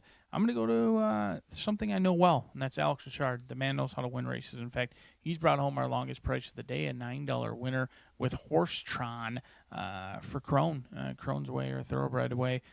Phil Crone winning in race number 3, and that was with the guidance of Mr. Alex Richard, winning it now over 22%. They broke sharp. They rode the rail. They took back wisely off of a 3-headed speed duel and had plenty to win. I'm hoping that he can push all the right buttons with this 7-year-old mare, because she needs to be ridden to perfection to win. She's got 2 wins from 38 starts. She certainly doesn't love to win by any means. Achard's going to take a crack at having success with her. I'm sure Gonzalez would not mind getting his second winner of the meet, as well as he owns and trains this mare, who was once bred by Justice and Greg Justice Farms. The Harry's Holiday mare has been picking up pieces as of late. She got better from the first start of the 2026 meet, 5th, and then finished 4th last time out in what was somewhat of a paceless race. It went very quick, that opening quarter. We have seen recently, depending on where the rail is, that opening quarter can be a little bit quick. Second half mile usually gets in a more reasonable time, around 47.4 last time out, but lost to Amazingness, who had been at this level for some time out. But I like the way this horse was finishing up. She was closing good ground. She didn't have a whole lot of pace to chase, but she is a one-run closer. I'm hoping that Achard can get a ground-saving trip in here, swing past, and maybe be the only one running that final 16th of a mile. 4-1, but DRF projections would have this going as high as 7-1 when it's all said and done. But she's looking to do something she hasn't done in a couple of years, and that's come home first. We'll see if it plays out that way, but I would demand a lot higher than 4-1 that you're getting right now. The 2 is Screamin' Nina. Now, 9-5 morning line, currently ice cold on the board, 4-1 in here. Steve Fosdick teams up with Dave Hearn with the Hearn Silks. Moncada going to bring his talents and services in here. And he's been a little bit cold as of late. I think he got off to a really hot start. He was getting a ton of live mounts. And recently, you go as your mounts go, and they just haven't been going, crazy as of late. He is 3 for 28 on the 30-day streak. However, he's 2 for 22 on the turf. So he's winning both on the dirt and on the turf. For Moncada, he's going to be aboard, as he was that second-place finish. This one has pace, and therefore a big chance, in my opinion. Set the pace in the same exact race as the top selection, Skip and Justice, last time out. Did hold on, was never passed by the top selection, just got nailed by Amazingness on the line, but really didn't have many excuses. Went fairly quick up front, opened up, looked to be gone on the front end for a horse who had won by 13 and 7 lengths. Stalling in the lane hadn't been a problem in the past.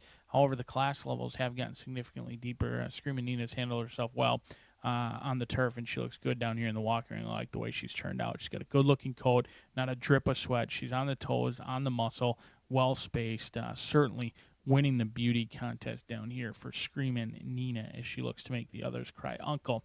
The 1 is Pretty on the Prairie for JJ Racing. Joseph Bielmer going to be calling the shots in here for Jay Holden. The 5-year-old mare is a winner of 1 race from 24 starts. Another one who's a 1-run closer, which should be a good sign for Screamin' Nina. She might find herself alone on the lead. Pretty on the Prairie has been running into it very willingly as of late. Regardless of how fast they go or slow they go, she closes good ground. She runs on in the lane. However, it has not been timed to perfection quite yet. Last time she made up nearly 5 lengths from the top of the lane to the wire, passing 2 horses. Before that, she went from 9th to 2nd back on June 23rd. She comes with some pace. She comes with a big closing kick. However, she's going to need to get started just a little bit sooner, pick up some horses. Hopefully she doesn't leave herself with too much work to do, because the last 2 starts she's been behind by over 10 lengths, and that's just difficult to do on these mid-summer afternoons where it's incredibly hot out. The rail setting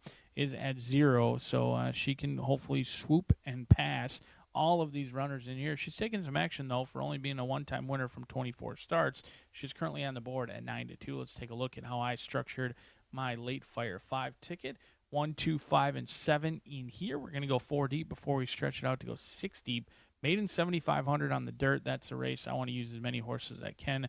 The confidence factor in race 6 is extremely low. We're going to go fairly light in both 7 and 9. These are the Grayson Grass Challenge tickets that many of our astute handicappers have put together. You can find those on Tammy Knox or Race and Rachel's social media feeds, how people played race 7 and 9. I did notice that we are very far apart. Not a lot of us see eye to eye for those turf races upcoming, and some very quality animals. Allowance group in the 7th race going a mile on the turf, and then $30,000 claimers to round out the thoroughbred portion of the card going 5 furlongs. The single is going to come in the 8th race. Always cheering for these guys, 514 Racing. Their silks may be Packer colors, but it's the only time I want to see green and gold having success is when it's with 514 Racing with Take It and Run, a 5-year-old gelding who's been trying to find some main track-only competition. Did so last time out and absolutely paid off. Was bet down to 1-9 in a 3-horse event. Hasn't been seen since May 19th, but should be the controlling speed in here. Fernando de la Cruz, our leading rider, picks up the mount. Take It and Run, the old Mattress Mac, Indiana bred in here. 8-time winner from 26 starts. Has won 3 out of the last 4 races. And the only real chink in the armor was the Colonial race, which was probably a little bit further and a little bit saltier than they wanted anything to deal with on a good track. But the single's going to be Take It and Run at 5-2 in here. The riders getting the leg up. They'll be on the turf before you know it as we're forming its way from race 5 at Horseshoe Indianapolis.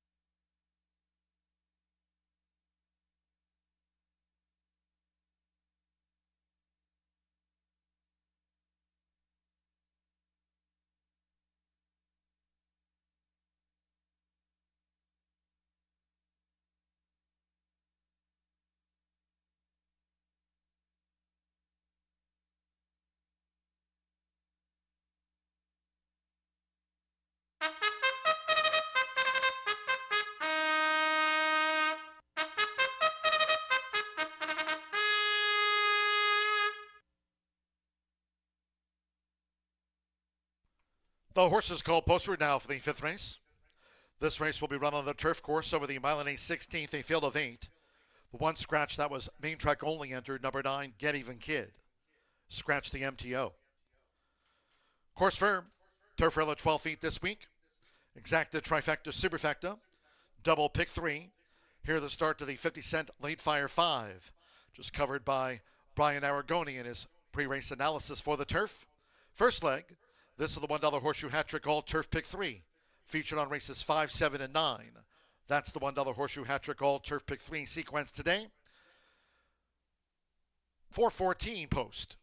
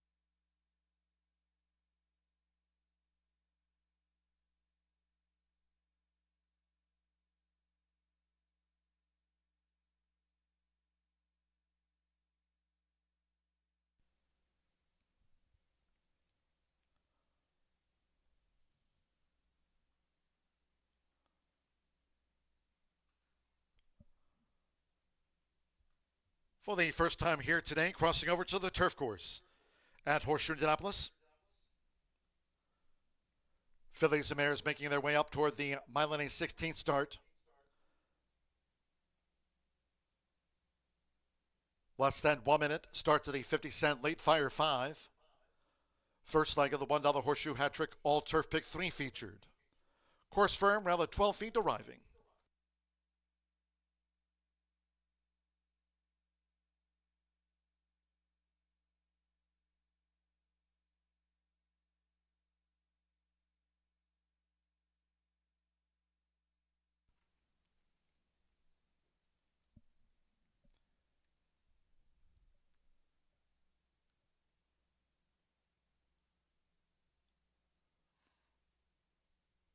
At the gate, it is now post time. First one on the turf here today, they're going in. Joseph Boomer with Pretty on the Prairie. Midnight Caper, Santos Sanjor has a win on the card. Now Irving Moncada with Screamin' Nina. Installed as the 9-5 favorite on Screamin' Nina over the mile and a 16th.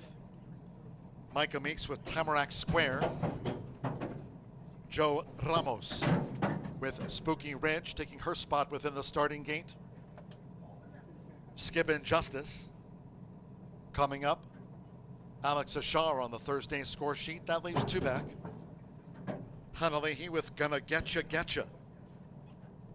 Give it a 13-1 chance and one more. So stand by. Samuel Bermudez Flowered. One of the 3 for Jay Holden. Started the Horseshoe Hat Trick All Turf Pick 3, Late Fire 5, the Renegade. And they're off. And Spooky Ridge got a bit of a bump at the start. Away well, Screamin' Nina with toward the inside, Pretty on the Prairie. Taken back is Spooky Ridge off of heels. Gonna Getcha along with Skippin' Justice and Flowered over here near the stand side. It's Screamin' Nina with Irving Moncada. Screamin' Nina allowed to lead. Very easy early lead out to the stretch for Screamin' Nina with 6 furlongs to run. Gonna Getcha allows Screamin' Nina to kick on for the first turn run. Spooky Ridge in a green cap is saving ground with Midnight Caper in between horses and Skippin' Justice in a purple cap up there in the leading quintet for Alex Ashar. Flowered is running in 6th as they go to the back of the course, then Pretty on the Prairie and Tamarack Square. The quarter 24.64 seconds going up the back. It's Screamin' Nina. Gonna Getcha second on the outside and with the leader for Hanalehi, and they're right together. With Skippin' Justice following from 3rd. Midnight Caper right there running in 4th. Spooky Ridge with the rail for Joe Ramos as they go to the far side of the Caesars course. On the outside is Flowered, who's racing wide 6 lengths off these leaders. Tamarack Square just relegated Pretty on the Prairie to last. Half mile in 50.98. It's Screamin' Nina doing this nicely out in front for Irving Moncada. Gonna Getcha. Second on the outside after 3 quarters in 1 minute 15.49 seconds as these fillies mares straighten away. Spooky Ridge sweeping into action on the far outside. Midnight Caper is next. 1 furlong to go. It's Screamin' Nina. Screamin' Nina still finding under pressure. Holds Gonna Getcha. Spooky Ridge trying to close down Screamin' Nina, who's near home with Irving Moncada. Screamin' Nina well rated wire to wire. Spooky Ridge was second. Gonna Getcha third. And then Skippin' Justice and Midnight Caper.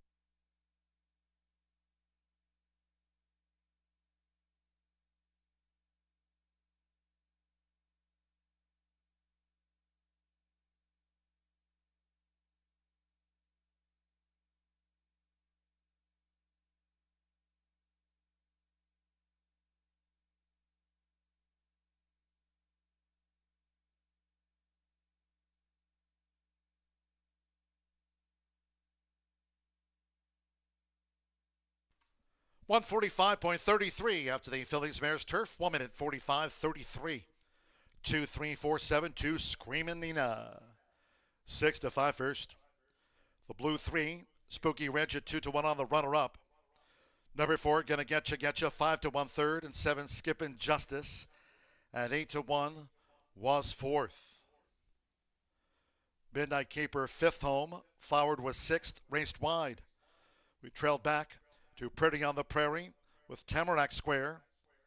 There's Screamin' Nina. Turbo Compressor filling, Irving Moncada for Stephen Fosdick and David Hearn. At 6-5, the favorite, and all the way winner.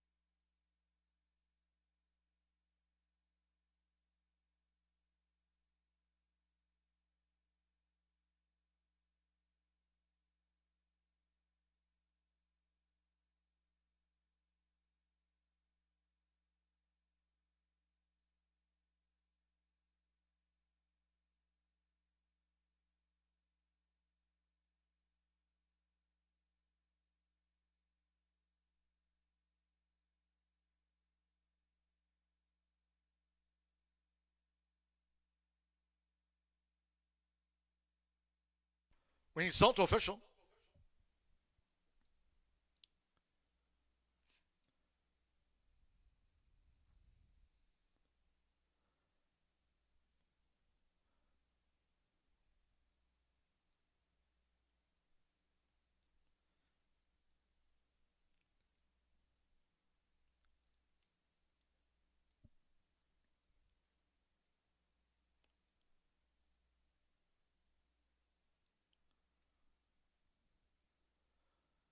The winning groom leading into the Murphy Trailer Sales Winner's Circle, number 2, Screamin' Nina, with Irving Moncada. Screamin' Nina is a 4-year-old bay filly by Turbo Compressor. Under the Northern Fleet mare, Northern Screamer, Stephen Fosdick trains David Hearn's homebred. Horseshoe Indianapolis congratulates the winning connections of Screamin' Nina, and all the way winner of the Fillies Mares Turf.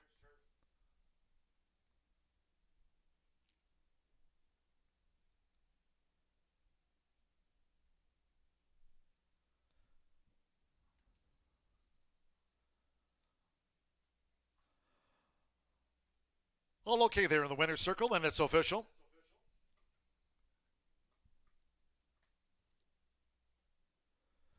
There they are. Screamin' Nina. Favorite starts the $1 horseshoe hat trick all, turf pick 3, and the 50-cent lead fire 5. Favorite gets the result, Screamin' Nina. 50-cent early pick 5 paid $52.85. 2-3 exacting, $11.60. 50-cent trifecta, 2-3-4, $10.25. 1-2 double, $7.80. 57.40 for the dollar early pick 4, 4 out of 4. Skip Injustice 4th, Midnight Caper 5th. 10-cent superfecta, netted $7.88, and a 50-cent pick 3 coming back $10.10. In the Phillies Mares Turf, the MTO did not run. Favorite first. 8 started, 145.33. 20 minutes away, race 6 of our 10. Maiden sprint. Scratch number 9, Higher Wish. Number 9, Higher Wish is out of the maiden. Exacta trifecta superfecta. Maiden sprint in race 6 features the 10-cent Grand High 5. First pentafecta on the Thursday betting menu. The start of another rolling double, 50-cent pick 3, races 6, 7, 8. First leg of the $1 late pick 4, daily presented by Itoba. Sunny, fast, and firm, 4:47 post time.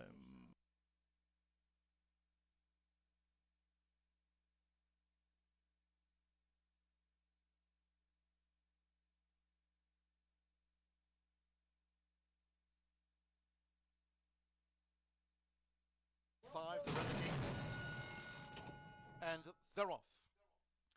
And Spooky Ridge got a bit of a bump at the start.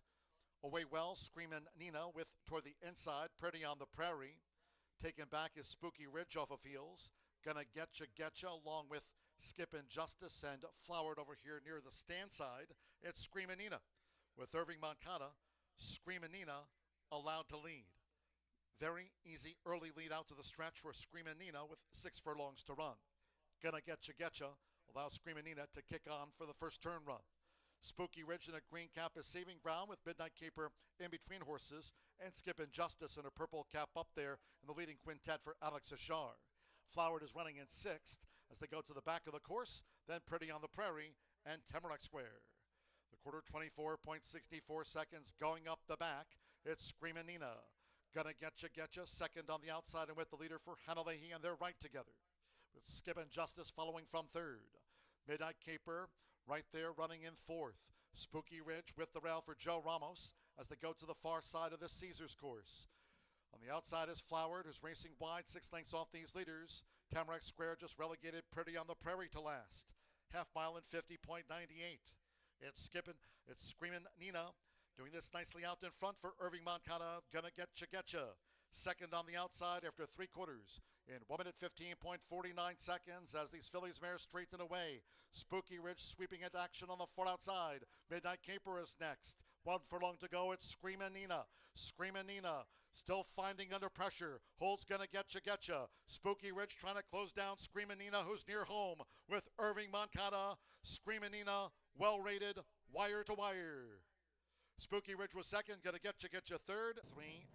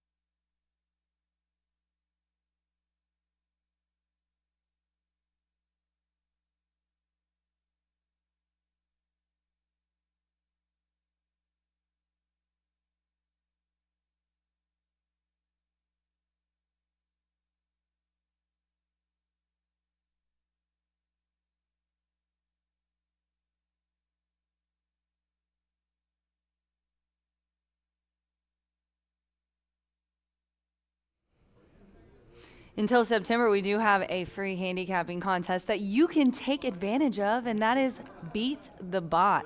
That right there is A.I. Allen. He is a handicapper provided to us through DRF. He does a wonderful job, and right now you can play in his contest every Tuesday on races 3 through 8 for a chance to win $100. Top player each week gets that $100, and you also get a shot at the finale for $1,500 cash. You can play for free. Beat the Bot Tuesdays until September 29th. Good luck.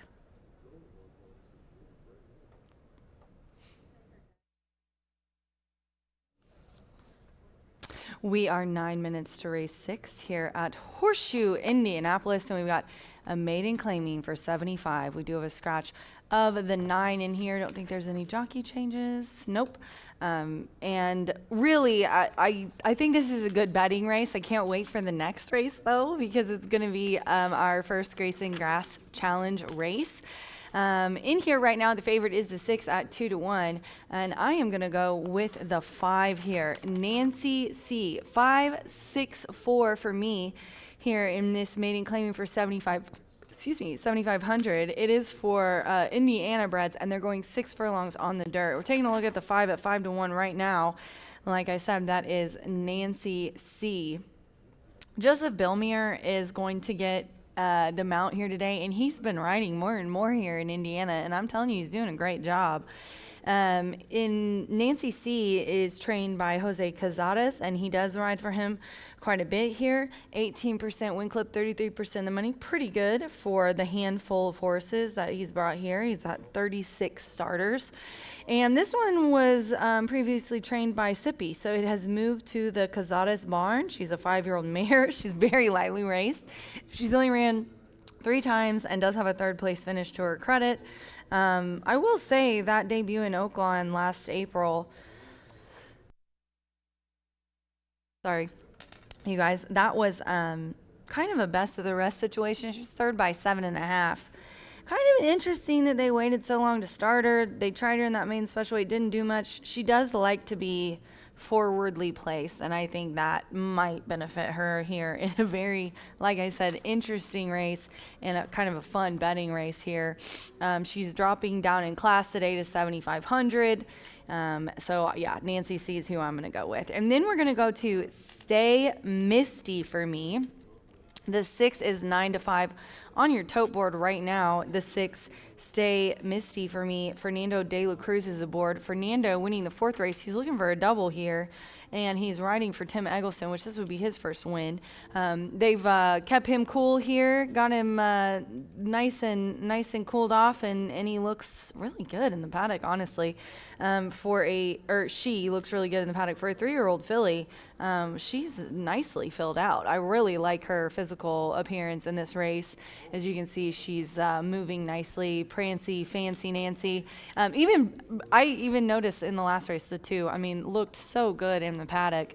And when they move like that, it just means that they feel good. You can tell that they do. And I think that's the case here. But this one, not a lot of speed in this race, obviously, but some okay numbers from this one in a couple of the past races. Another one dropping down for 15, ran 2nd versus similar with De La Cruz aboard in that race, and also has flashed some early speed. It kind of bounces a little bit, like we'll try, and then throws in a clunker, and then tries to get the lead, throws in a clunker. A little bit of a bouncing session going on here, but I think 6 has a really nice shot to be in the money. After getting into some trouble in the last race, I think this horse is due. And then we're going to go to the 4, Best Hat.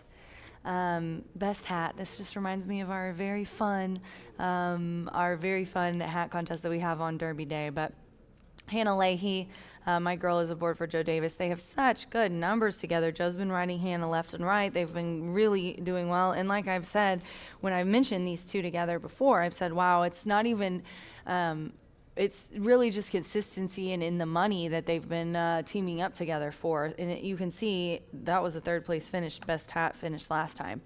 This one's 8-1. This horse is down to maiden claim for 75 as well from 15 and finished 3rd in that last race. It was the same one that my other pick was in. So it's just interesting group, and I picked these three who have raced against each other. They're all dropping down from the same class, and I just think it's going to be interesting to see who sends and how they sit back, because these horses are a little bit, not contested. So we'll find out with the drop in class if it'll wake them up. But I am going to go with the 5 here at 5-1 on the tote board in the 6th race, and that is Nancy C. Good luck.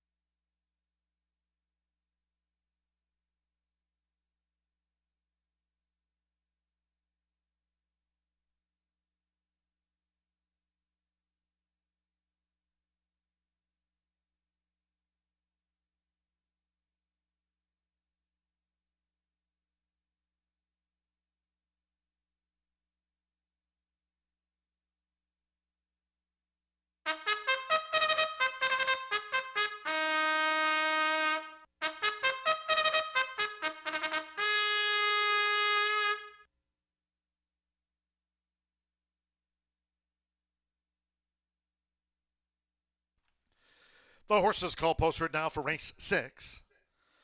Here the maiden distaff dash over the 6 furlongs, a field of 9. Number 9, Higher Wish, has been scratched from it.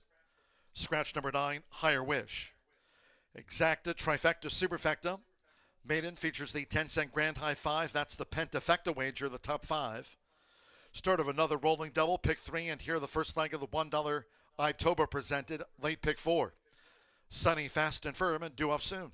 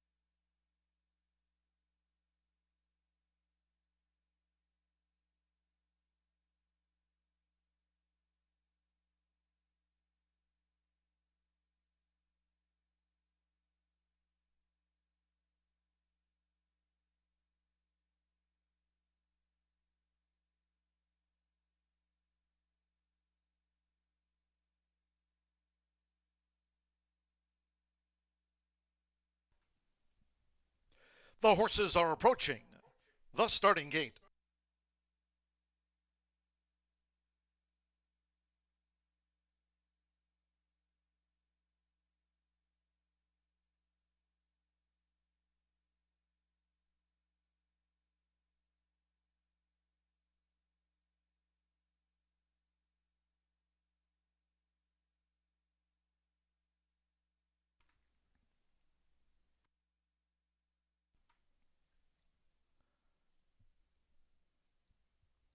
The horses have reached the starting gate. It is now post time.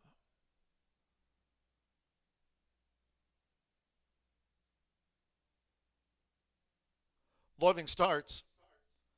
Alexander Crispin with Sweet Memories. Joseph Beamer with Nancy C., the first two in. Micah Meeks with Loma Char. Stay Misty for Me. Fernando Letta Cruz has a win on the card. Stay Misty for Me went in well. Joseph Romero with Lavish Justice. Alberto Burgos, Gone Too Far, has taken her position in the starting gate. Hannah Leahy with Best Hat. Right now, Stay Misty for Me, 3-2 the favorite. Best Hat given a 13-1 chance over the 6 furlongs.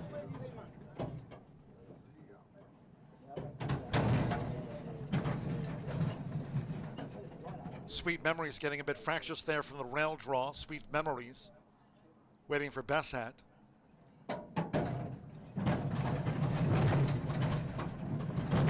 That is Sweet Memories. Very fractious.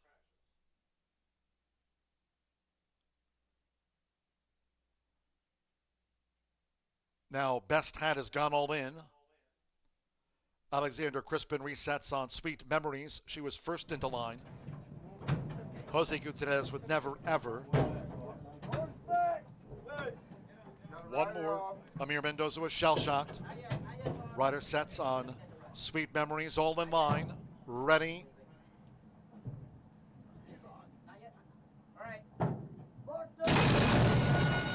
And the rough.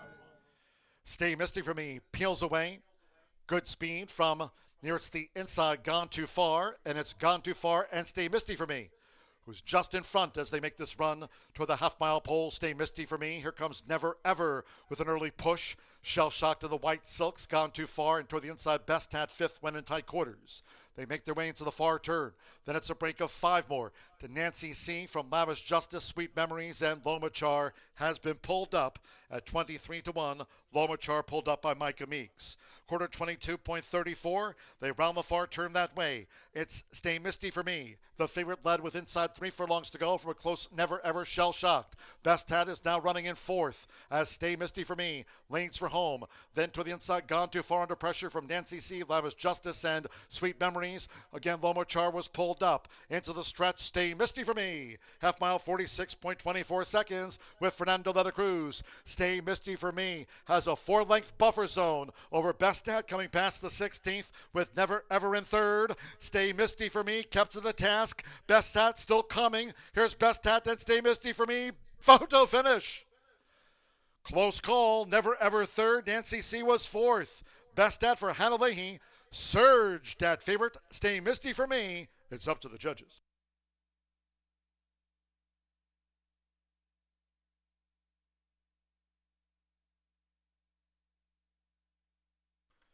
$112.27. Win photograph.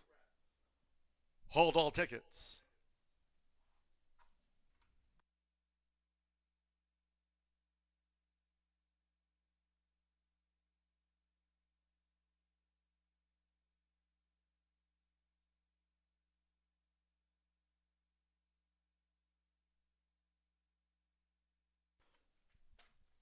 $112.27.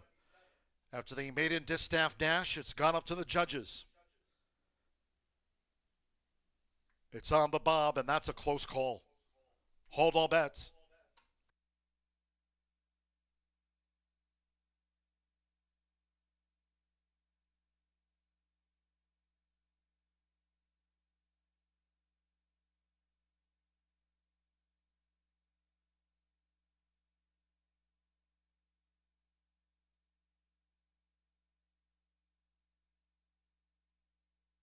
6-4, 8-5, 3-6.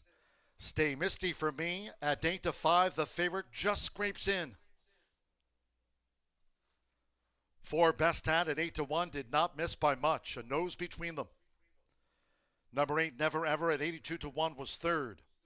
5 Nancy C 3-1 fourth, and the blue 3. Gone Too Far 9-2 fifth. Fernando de la Cruz. Keep Stay Misty for me together on the line. At 8-5, the favorite home.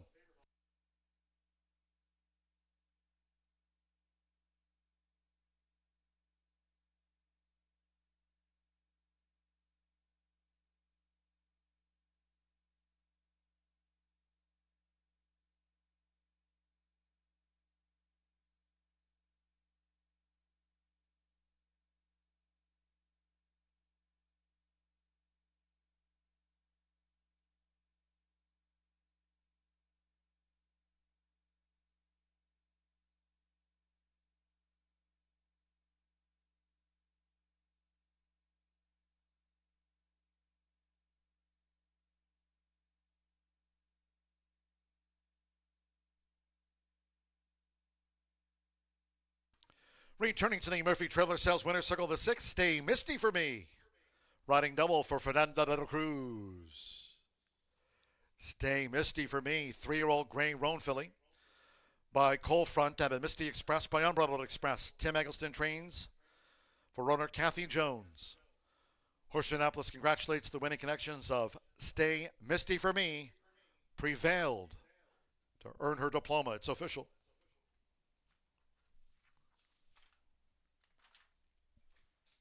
6-4 Exacta took a win photograph, 38.20. Favorite capped off a pick 3 for $5.40. 50-cent trifecta, 648, 376.90.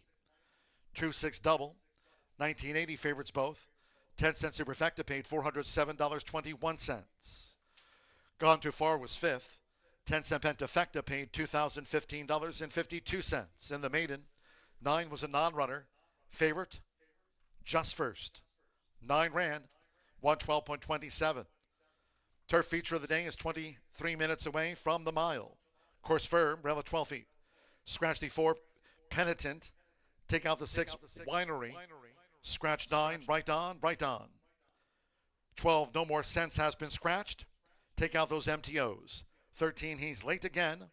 The winner of this year's Star Guitar Stakes was an MTO. Scratch 14, Quality Mischief, and 15, Global Quote. Turf Mile, feature of the day. Scratch 4, 6, 9, 12 through the number 15. 3 Hot Days Ahead will be ridden by Marcelino Pedroza Jr. Marcelino Pedroza Jr. on 3 Hot Days Ahead. 7 Executor is a first-time gelding. FTG, that designation. First-time gelding is the 7 Executor. 11 Stolen Power. Add 1 pound to the program weight. The 11 plus a pound makes it now 119. Exacta trifecta superfecta. Turf Mile with the 10-cent Grand High 5 pentafecta wager. Double pick 3. Post time, 5:20.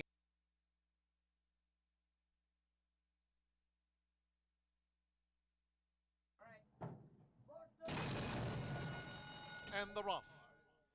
Stay Misty for me peels away. Good speed from near it's the inside, Gone Too Far, and it's Gone Too Far and Stay Misty for me, who's just in front as they make this run toward the half-mile pole. Stay Misty for me. Here comes Never Ever with an early push. Shell Shock to the White Silks, Gone Too Far, and toward the inside, Best Hat fifth when in tight quarters. They make their way into the far turn. Then it's a break of 5 more to Nancy C from Lavish Justice, Sweet Memories, and Lomachar has been pulled up at 23-1. Lomachar pulled up by Micah Meeks. Quarter 22.34. They round the far turn that way. It's Stay Misty for me. The favorite led with inside 3 furlongs to go from a close Never Ever Shell Shocked.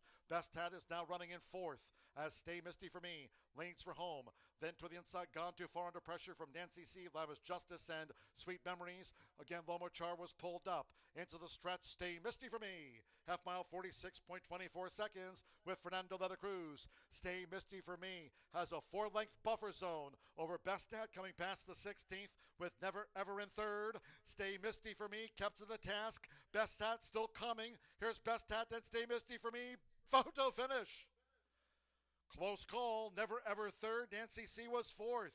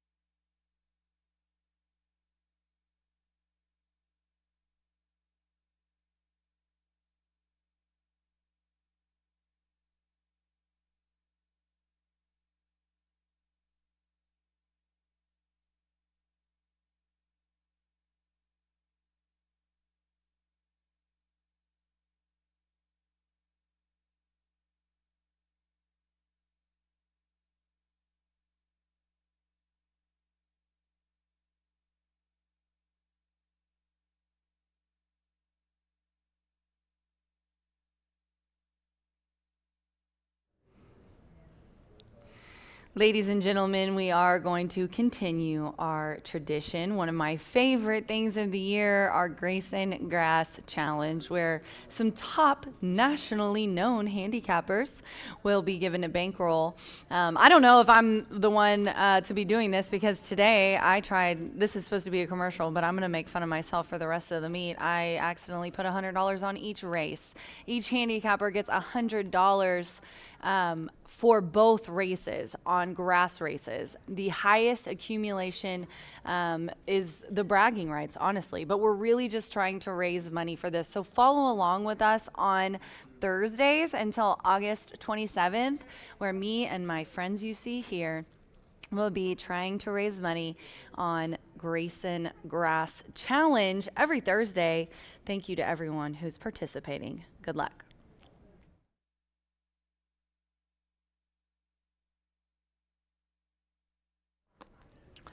This is our Grayson Grass Challenge race. Races 7 and 9 today are going to be contested on the grass. This is a 3-year-old and up allowance. It is an open allowance for 10 minutes to post. And as you can see, we've got some scratches in here, also some jockey changes. Marcelino will be on Hot Days Ahead, the 3. 4 is scratched. The 6 is scratched. First time gelding for the Executor. The 7, the 9 is out, the 12, and then the AEs. Here in this race, you see the favorite is the 2 here at 5-2. I could not go against Shane Carr here today. I think that this one's the one to beat in this field of what we have going. In the morning line, this horse is just consistent. I mean, look at it. Romero's aboard here for Tracy Wisner, and my girl Tracy this week having a wonderful week. I believe it was, yes, she had a winner. She had a really nice second against some tough company, I believe yesterday or the day before. So just really rooting for her here. I do notice when some of the trainers, I mean, you might not get multiple day doubles, but when, you know, they're the local people that you see day in, day out, for me, it's a little bit easier than for you guys, since I'm here watching every race, knowing who's getting nice seconds and nice thirds, and that's one of the things that Tracy's been doing. This horse is shortening up in distance, going from 1 mile and a 16th on the grass to 1 mile. Was in the same, very similar class here today. Also has nice speed at 1 mile. If you look back June 9th, that was an optional claim for sister. It was a lower class. However, it was 1 mile on the grass. 89 Bresnett speed figure. Him and Romero won that day by over 4. It was just a really, really nice race. But then came up to this kind of class and stretched out a little bit. Still a nice third, only beating 1 1/4 lengths. I think this horse has got a really nice chance to sit right there off the pace. He usually tucks right in and is pretty good about making a nice move and trying pretty hard. So you can see some of these Turfway poly races put up a 90, and this horse was kind of a length off the lead and ended up getting nosed out. I mean, you can just tell he really tries. He knows his job. He's a 6-year-old. He's a veteran, and he knows what he's doing. I think he's gonna do it well today. Chicory Blaze is who I'm gonna put in my exacta box. This horse is 3-1 right now on the tote board and gets veteran jockey Rodney Prescott in the irons here for Rob Dobbs. Rob Dobbs, out of the 41 he started, 17% win clip, and then also 40% in the money. Want to just take a quick second, as I do have my iPad in front of me, and give a shout out to Brian, formerly of FanDuel TV, one of my very favorite producers or directors or whatever, is watching right now, and I miss you too, Brian. Love all my FanDuel people. Chicory Blaze is coming off of a lackluster effort, I'll tell you that for free, but this horse has had a little bit of a layoff since then. I think it's going to very much benefit him. He's, he's 4, and he's in here with a couple more experienced horses. He's only ran 9 times, and I mean, look at my top pick. Shanker's run 30 and been in the winner's circle almost as many times as Chicory Blaze has ran. Now, I get into it with my buddy Roger downstairs and a lot of other ones. They really care when it's younger going up against older. It's not like he's a 3-year-old, but I think we can safely say that he definitely has less experience, but man, does he look amazing physically. I had to get my point out before I just started belaboring on about how good this one looks. I mean, he has just filled out, heads forward, high, moving well. They just cooled him off. I can't say enough about him physically. He just looks really good here. Rail's not too bad. I've noticed that, it's saying here that it's technically at 20%, but for routing on turf, it's much easier to close into this kind of track. Did put up an 81 in that second place finish before that on dirt. You go back, though, to July 5th of last year, and this horse won the Snack Stakes going a mile on the grass with a nice speed figure in there, too. And then I'm going to round it out with the 5, and that is Explosively. Bill Muir is aboard here for Mr. Randy Matthews. Love me some Randy Matthews. Man knows what he's doing around a horse. Bill Muir has been really riding well here in Indiana the times that he's come. He finished third last time out, but if you look, that's kind of a trend for this horse. You have to go all the way back. March 22nd, he was third on Poly at Turfway, then came here April 14th and was a nice second with De La Cruz aboard. He was third with De La Cruz, third with De La Cruz, and then switched over to routing on turf and ended up getting Rodney in the irons. Bill Muir's up for the first time I can see anytime recently, and I think that he's just gonna do well. His numbers are nice on this kind of horse, and they're good turf grass as well, routing on grass. So Explosively, a 5-year-old gelding is who I'm gonna round it out with. Can't leave out Mr. Randy Matthews in my picks here today. The jockeys are legging up, and I do want to give a shout out to my cohorts here. Brian is on the 1, 2, and 5. It looks like Gene likes the 7, and he's mixed that one in here. Scott has the 11 and then mixed it in some exactas and trifectas with the 2 and the 12. Dan, FBG, he likes the 2 as well. And Jenna likes the 1, 2 here and a little bit more on the 1. I kind of went exacta box and spread with the 1, 2 and then put all the other horses underneath just to try to make some money. Jimmy Mack, him and I, not shockingly, did pretty much a very similar thing. He did a grand high 5, and then he did a couple of exactas in this race. And the newbie, Miss Alexa, shout out to her. She's got $20 to win on the 7, and then she mixed the 7 in with the 1 and the 8. Good luck.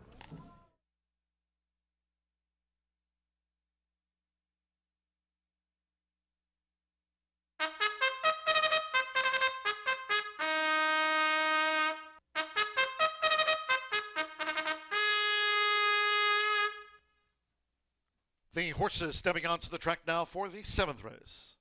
The Turf Mile feature a field of 8. Scratch 4, Penitent. 6, Winery. Take out 9, Right On, Right On. Scratch 12, No More Sense. 13, He's Late Again. 14, Quality Mischief, and the other MTO 15, Global Quote. Scratch the 4, 6, 9. Numbers 12 through the 15 all have been scratched. 3 Hot Days Ahead. There's the jockey Marcelino Pedrosa Jr. Rides 3 Hot Days Ahead.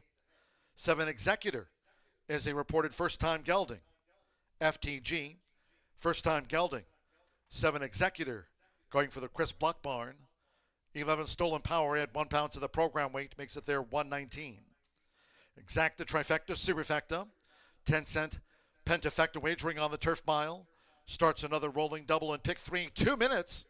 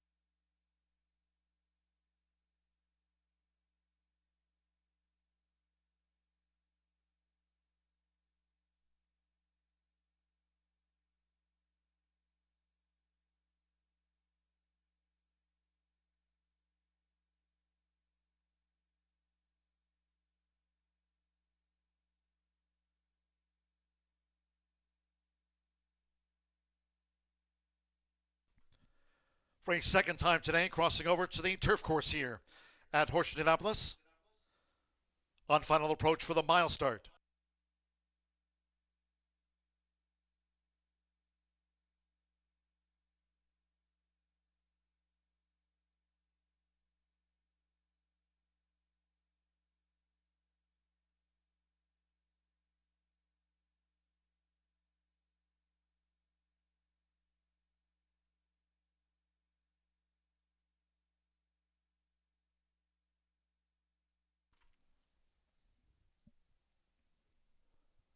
The horses have reached the starting gate. It is now post time. Loading for the turf mile, Rodney Prescott with Chicory Blaze. First to be installed. Executor, Mitchell Murrell has a win on the card. Joseph Romero and Shankar. 8-5 on Shankar for Tracy Wisner. Joe Ramos with McAdoo. McAdoo went in well. Marcelino Pedroza Jr., partners, hot days ahead. Joseph Boomer with Explosively. Oh, please, Fernando Leto Cruz. A couple of wins on the card and one more. Stolen Power, Alex Ashar. Also on the Thursday score sheet. Over the mile for our feature of the day. They're in the gate. They're off. Shankar with Explosively. Chicory Blaze with the running rail on the outside Executor as they make their way past the awning. Just being led toward the inside by Shankar for Joseph Romero. Shankar joined by Explosively was right up there for Joseph Beamer. Joint leaders out to the stretch with 6 furlongs to run. Executor, orange and the blue hoops with toward the inside Chicory Blaze. As these leaders go to the back of the course, McAdoo is a settled 5th. Well, racing 3 clear from Oh Please, as the white dots on the black sleeves toward the inside, Hot Days Ahead and Stolen Power Trails. A flat 23 seconds for the opening part, making this run toward the half-mile pole, Shankar. A half length to Explosively. Length and a half to Chicory Blaze, who stays rooted to the rail there at 12 feet for Rodney Prescott. On the outside, first run since the fairgrounds. 2025 for Executor, who's in 4th position for Mitchell Murrell as they now go to the far side of the Caesars course with McAdoo Racing and Company with Oh Please just inside 3 furlongs from the winning line. Stolen Power just relegated Hot Days Ahead to 8th. Half mile in 46.50 with under a quarter of a mile to go. Shankar Explosively, still these two as they make the swing toward the inside. Chicory Blaze and the blue blinkers has a gap. 3/4, 1 minute 10.58 seconds. Executor's 4th. Oh Please, McAdoo back in 6th. Stolen Power is 7th. They're deep in the final furlong with Joseph Romero. It's Shankar. Here comes Chicory Blaze for Rodney Prescott. Chicory Blaze closing on Shankar. Chicory Blaze right on the wire. Shankar photo finish between them. Executor finished 3rd. Then McAdoo Stolen Power Explosively. Oh Please. Hot Days Ahead was last to pull up.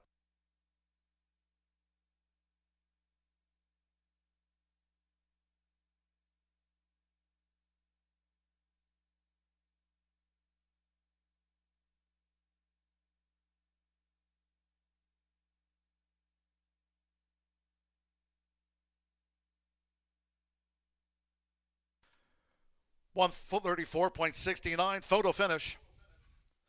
134.69 feature of the day over the mile. This a win photograph. Hold all tickets.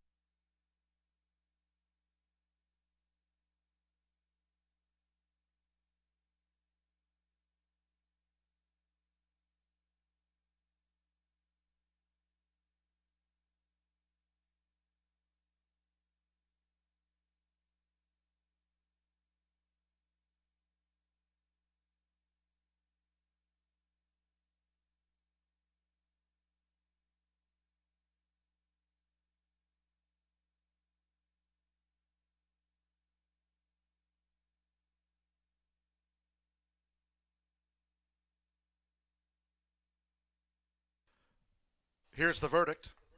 1-2. 7-5-8-1 Chicory Blaze. At 2-1, got up on the line. 2 Shankar at 9-5 denied. 7 Executor, 9-2 third, and a good effort. 5 Explosively, 5-1 fourth, and 8 McAdoo, 10-1 fifth. Rodney Prescott. Rob Dobbs Jr. Joseph Hickman's homebred at 2-1. Hickory Blaze tags the favorite Shankar. Right on the money.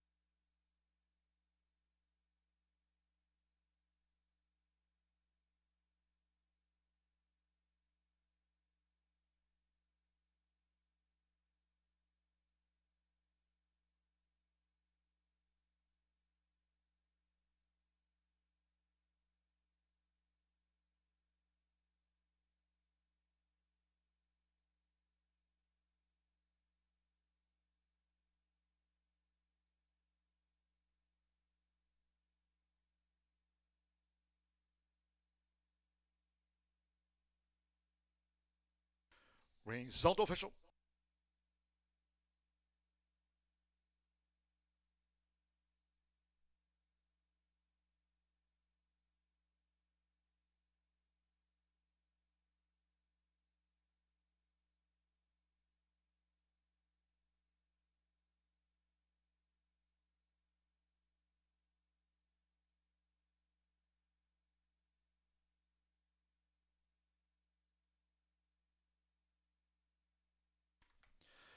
Returning to the Murphy Traveler Sales Winner Circle number 1, Chicory Blaze with Rodney Prescott. Chicory Blaze is a 4-year-old chestnut gelding by alternation. Out of the Fed Biz mare, Lady Blue, Rob Dobbs Jr. trains, Joseph Hickman's homebred. Horseshoe Indianapolis congratulates the winning connections of Chicory Blaze, and the Turf Mile got up in time.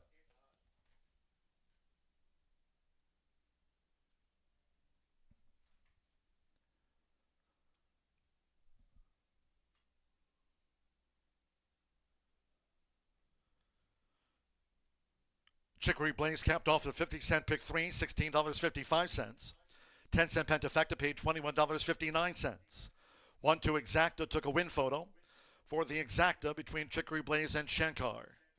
Executor third, Explosively fourth. McAdoo is fifth for the Grand High Five. 50-cent Trifecta, 2020, 6-1 double, $29, and the 10-cent Superfecta netted $11.16. 134.69 and 8 grand. 19 minutes away from race 8 of 10, and in the starter mile, scratch 4 Creek. 4 Creek has been scratched. 7 load 'em up, Justice, a pound over the weight.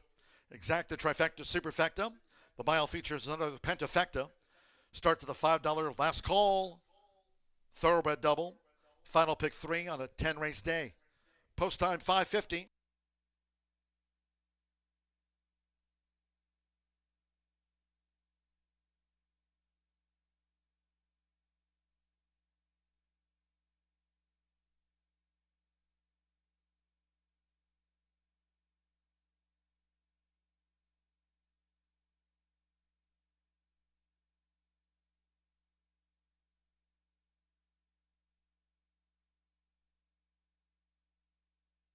In the gate.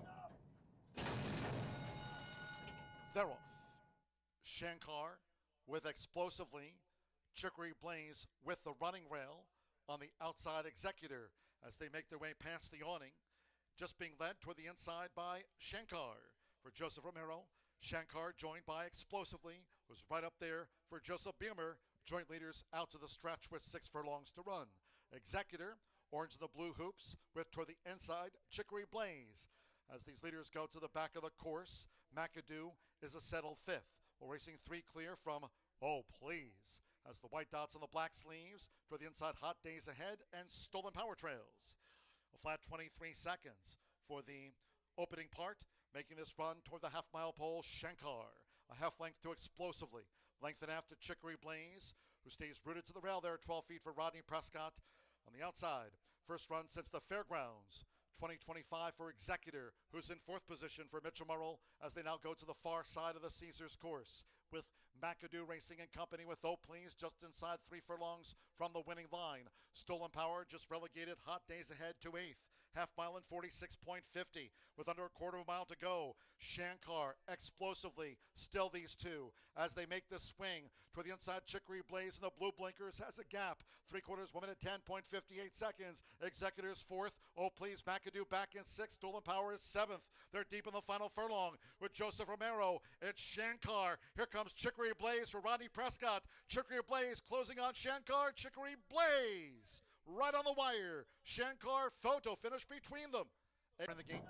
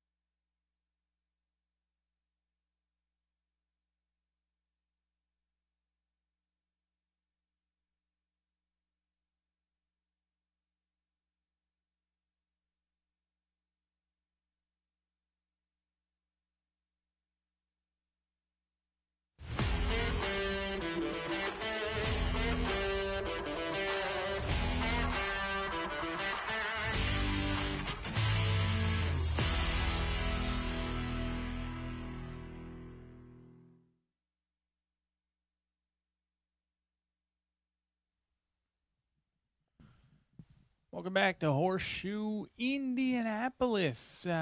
Chicory Blaze shows that back class, gets back to his winning ways in there.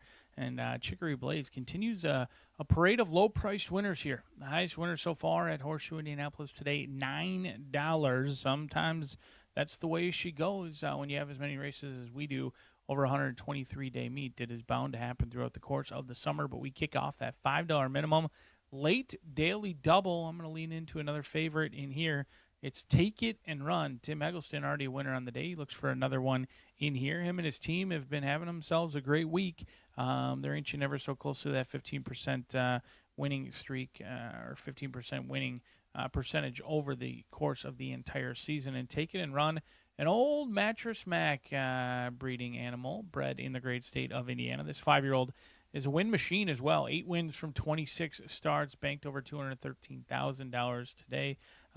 Fernando de la Cruz is going to be aboard for 514 Racing in here for the son of Run Happy, who's got one way to go. That's right to the lead. He likes to play catch me if you can and go right to the front and never look back, as he's done 8 times in his career. And he should get a favorable pace set up in here. He really finds a race that is a little bit softer, light on early speed.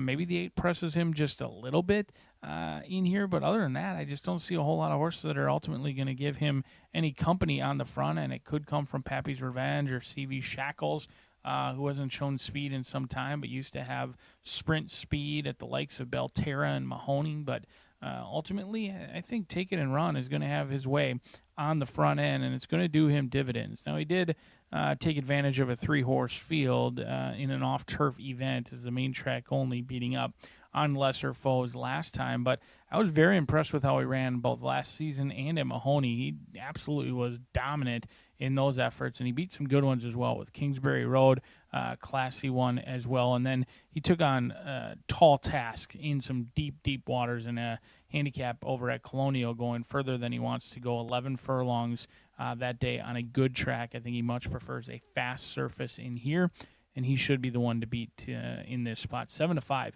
I'd be surprised if this price does stick around. I think he's likely going to go off significantly lower than that, maybe as low as even money in here for Take It and Run. But he's going to have to deal with Monumental Justice. Now, Thomas Medina not having the meet that he had hoped for. In fact, I had him pinned for the early months as a sneaky trainer, a guy who consistently got overlooked last season, much like Ray Paquette was 2 or 3 years ago, where they were overlooked. They were constantly coming home to score. And it just hasn't panned out for the Medina gang. Now, they have had significantly less starters this season, 56 versus last year, but they won at about 20 to 25%. So they're just not getting a ton of racing luck. There's a significant drop-off in the win percentage, but Monumental Justice, his numbers make sense. They tried the turf last time out, and that seemed like the final cry before dipping this one in for a tag.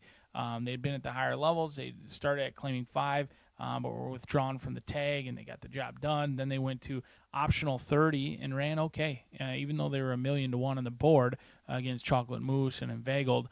Very nice Indiana bred. They ran 5th, only beaten by 10 lengths, beat a couple horses home in that race. And then last time out, they tried the turf. It wasn't a great performance. I didn't really think this horse ever got into it, which you would say, well, they're trying the turf. But here's the deal. I mean, this is a horse, Monumental Justice, who 2 of the 4 wins had been on the turf. So the fact that he was 2 to 1 and never really picked up his feet was troublesome. However, it is a big drop in class. He's in for the tag of $10,000 in here. Take It and Run is not eligible for the tag, so make what you want of that. He is dangled for the price, but 9 to 1. I mean, this is a value play in here. Santos Sanger going to be aboard, turf to dirt, and he should be in the garden spot. Should be sitting right behind Take It and Run. And if Take It and Run goes amiss, then I think Monumental Justice is likely going to get first run at this one. 11 to 1, a big overlay right now, turf to dirt on a horse that I think deserves a long look. The 5-star review, Jose Gutierrez going to team up with Scotty Mullins in here with this 6-year-old 4-time winner, looking for his 5th win in start number 30. He's already winner in the 2026 season. He's been fairly consistent. He's got a win and a second year at Horseshoe Indianapolis, all going around 2 turns. He loves that final late kick going a mile and that final 8th in here. He usually likes to run into it, and sometimes he gets up, sometimes he doesn't. Last time he did so in a big way. Gutierrez was aboard here on June 18th. They closed rapidly into Painter's Canvas, who looked long gone at the 16th pole, but when Star Review kicked in, he did so with aplomb, and he did so at 20-1. Now, he has faced lesser foes. That was 5,000 non-winners of 2 on the year. It was a favorable spot, and this waters are significantly deeper. However, sometimes when you got a one-run closer and your favorite's going to be a heavily backed favorite, they might go a little bit faster on the front end than they expect. Oftentimes you can throw the class out, and this one might be the only one running late if they do go crazy on the front end. It can happen. I've seen stranger things, and on a day in which we've seen a lot of low-priced horses come home to score, there's usually one each and every day here at Horseshoe Indianapolis. I like to call them a UFO. You can't find them even when you know the results. You just never see them. You know they're there, but you don't see them, and they find their way to the winner's circle. Star Review could be that horse today. 10-1 morning line, currently 15-1, projected to go off as high as 30-1. $5 minimum on that late daily double. You can't win it if you're not in it. Good luck. Late paddock shoe repair for the 6 Hedge. Hedge is a late paddock shoe repair. Hedge.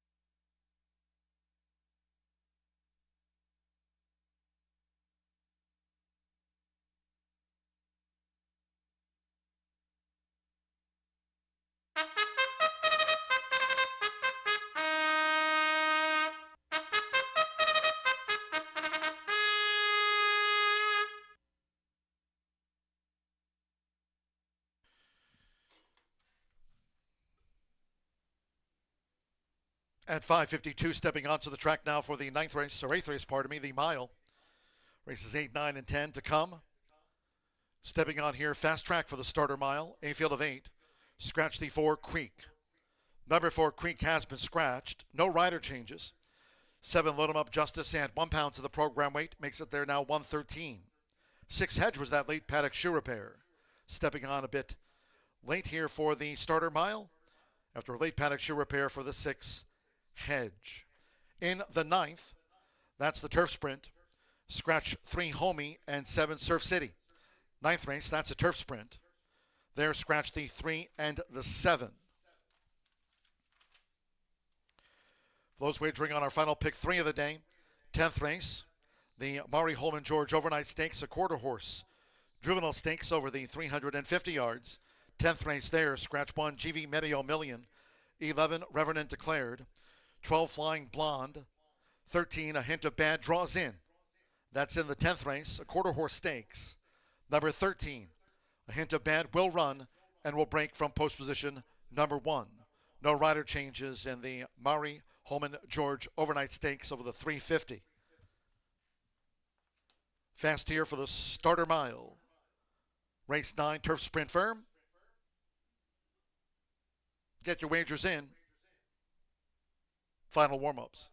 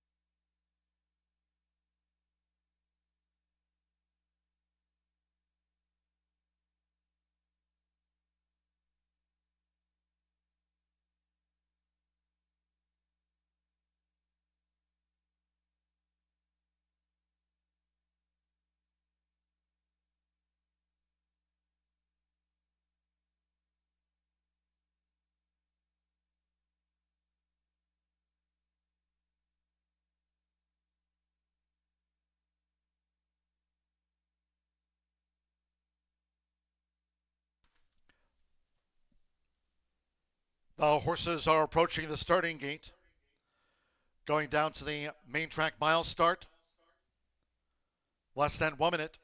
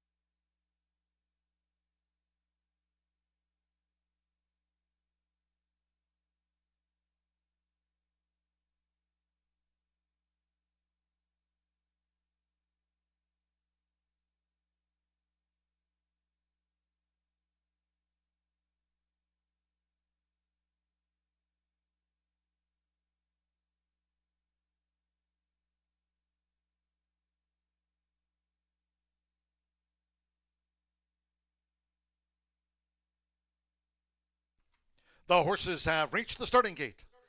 It is now post time. Loading for the starter, Amir Mendoza with Pappy's Revenge. Rafael Bejarano, Hedge was a late paddock shoe repair. Alexander Crispin, CV Shackles taking his position within the starting gate. Micah Meeks with Load 'em Up Justice. Now Gabriel Saez, Calacanthus, Monumental Justice. Santo Sanjor has a win on the card. Calacanthus. Two back, Jose Gutierrez with Star Review. It's a 25-1 over the mile. One more, Take It and Run. A 3-5 would be a hat trick of wins on the day for leading jockey Fernando Veta Cruz. Here's Take It and Run. 3-5 favorite, Take It and Run. They're in the gate. And they're off. Take It and Run. Quick away for Fernando Veta Cruz and tries to make a beeline for the rail as they queue up in back of Take It and Run, who's angled over in a nifty early move. So Take It and Run takes charge of the pace from Pappy's Revenge in the red cap at the 6.5. CV Shackles and toward the inside. Calacanthus is running in fourth. As they make this backstretch run, 3 lengths away to Hedge in fifth. Star Review sixth with the rail. Then comes Load 'em Up Justice and Monumental Justice trails. The first two of 8 furlongs at 23.72. Taken and Run at 3-5. The favorite dictates terms here in the mile. Pappy's Revenge follows closely. CV Shackles is up into third. Calacanthus fourth toward the inside. Taken and Run leads Pappy's Revenge past the half mile. A break of 7 more to Hedge, who's being asked to pick up now by Rafael Bejarano. Then Star Review, Monumental Justice, and between them, Load 'em Up Justice. It's Taken and Run. Half mile 46.98. They round the far turn, Taken and Run. Leads Pappy's Revenge by a length and a half as these leaders make their way on the edge of the quarter pole. With Calacanthus now a clear third. CV Shackles strains away in fourth. It's Taken and Run has led them a long way. 3/4, 1 minute 10.82 seconds, and at 3-5, Taken and Run has slipped away. 9 lengths clear now from Pappy's Revenge and Calacanthus, with on the outside Monumental Justice and Hedge in fifth. It's Taken and Run as Fernando Veta Cruz caps off a 3-win day. Taken and Run won by 9 from Calacanthus. Pappy's Revenge third, Monumental Justice fourth, and Hedge held Star Review for back in fifth.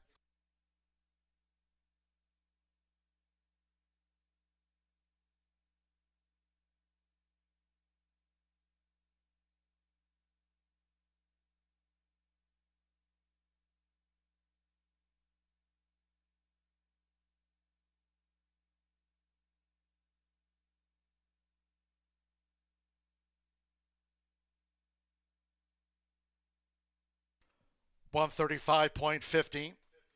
3-5 on 9. Taken and Run did just that in the starter mile.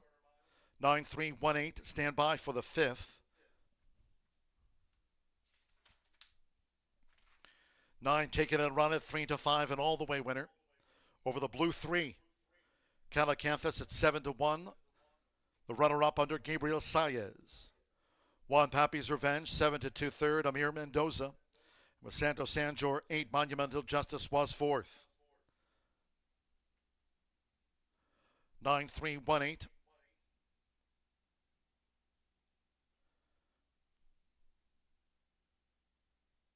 Six Hedge was fifth. Star Review was sixth. 9-3-1-8. There's 6 Hedge, who was a late paddock shoe repair, and Star Review. We trailed back to Load 'em Up Justice with CV Shackles. So favorite takes it out. 3-5 on Take It a Run, leading jockey Fernando de la Cruz for 3.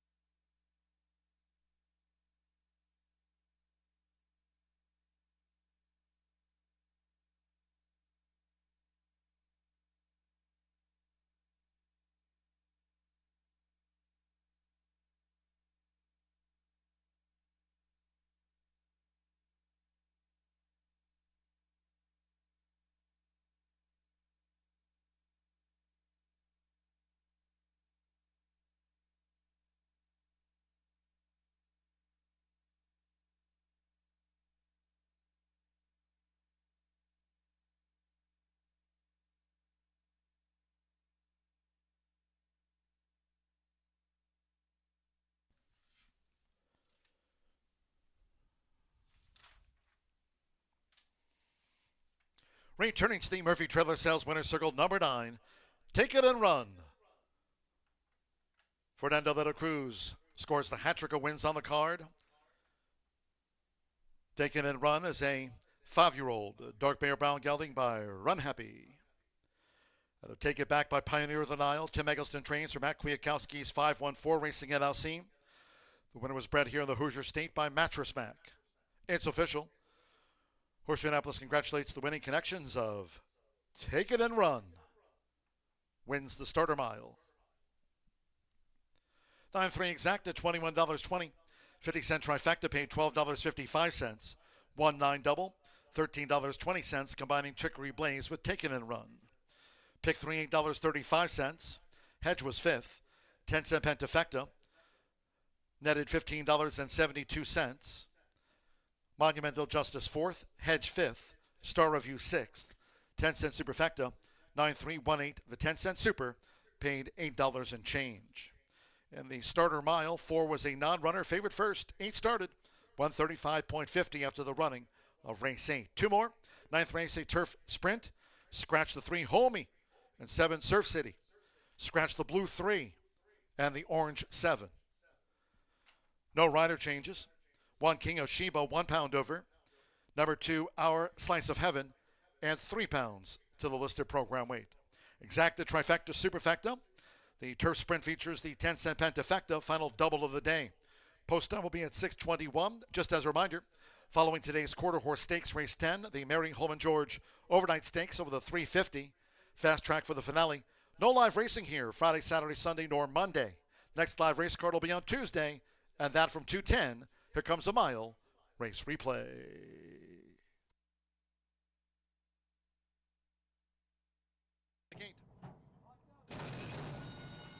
And they're off.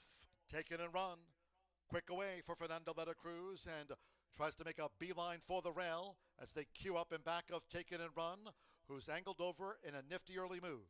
So Take It and Run takes charge of the pace from Pappy's Revenge in the red cap at the 6.5. CV Shackles and toward the inside. Calacanthus is running in 4th. As they make this backstretch run, 3 lengths away to Hedge in 5th. Star Review 6th with the rail. Then comes Load 'em Up Justice and Monumental Justice trails. The first 2 of 8 furlongs at 23.72. Taken and Run at 3 to 5. The favorite dictates terms here in the mile. Pappy's Revenge follows closely. CV Shackles is up into 3rd. Calacanthus 4th toward the inside. Taken and Run leads Pappy's Revenge past the half mile. A break of 7 more to Hedge, who's being asked to pick up now by Rafael Bejarano, then Star Review, Monumental Justice, and between them, Load 'em Up Justice. It's Taken and Run. Half mile 46.98. They round the far turn, Taken and Run. Leads Pappy's Revenge by a length and a half as these leaders make their way on the edge of the quarter pole. With Calacanthus now a clear 3rd. CV Shackle strains away in 4th. It's Taken and Run has led them a long way. 3/4, 1 minute 10.82 seconds, and at 3 to 5, Taken and Run has slipped away. 9 lengths clear now from Pappy's Revenge and Calacanthus, with on the outside Monumental Justice and Hedge in 5th. It's Taken and Run as Fernando de la Cruz caps off a 3-win day. Taken and Run, won by 9 from Calacanthus. Pappy's Revenge 3rd, Monumental Justice 4th, and Hedge held Star Review. Kate.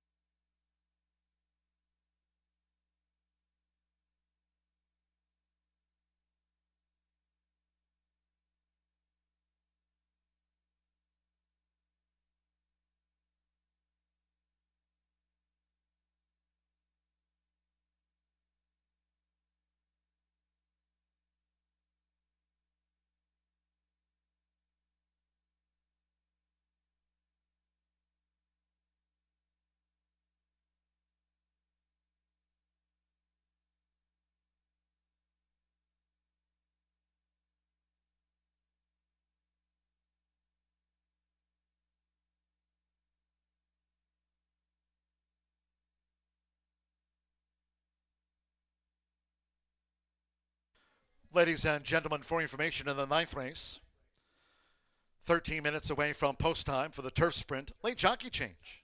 This just in. Number 2, Our Slice of Heaven, a change of jockey to Micah Meeks. There'll be no overweight.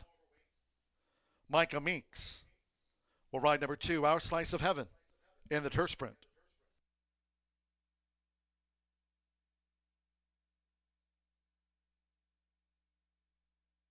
Hey race fans, this is Cody from Horseshoe, and I have the results here for today's BA's Hat Trick contest.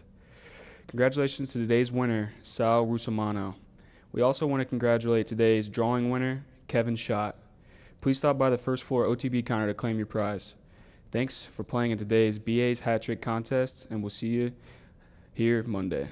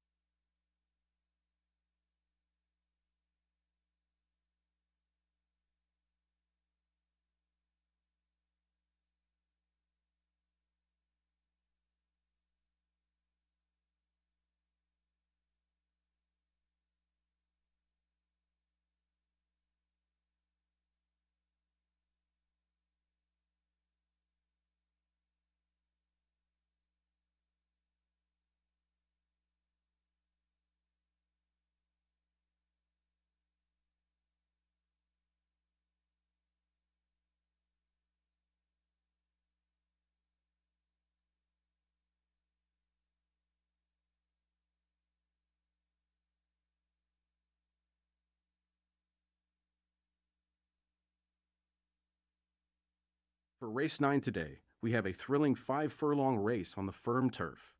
This race is expected to have a balanced pace, meaning neither front-runners nor closers have a distinct advantage. Instead, horses that can maintain a steady pace throughout might shine. Let's dive into the contenders and see where you might want to place your bet. Number 1, King of Sheba, is trained by Larry Ravelli, who does very well when bringing his trainees to Indiana. He boasts the highest early pace rating at 110, indicating strong early speed capabilities. With a spotlight rating of 101, he's well-rounded for this race. Veteran jockey Rodney Prescott is aboard for the first time. He knows what he's doing and gets my vote of confidence. Number 9, Voltage, a Kentucky bred who is making his way back to Indiana. He's ran here before, but never on our turf course. I think he's going to love it. With the highest spotlight rating of 105, he's a top overall performer. Although his early pace rating is lower, 86, his consistent performance makes him a strong contender. Number 5, Unbeatable, another solid choice with a spotlight rating of 104, indicating top performance potential. His running style as a mid-pack runner suggests he'll adapt well to the race's pace. Marcelino is one of our top jocks at the meet, and he's riding for Ethan West here, who has already had success on the card and is looking for another win here. Good luck in our final thoroughbred race. Stick around to get Martha's picks for the Mary Holman George Overnight Stakes.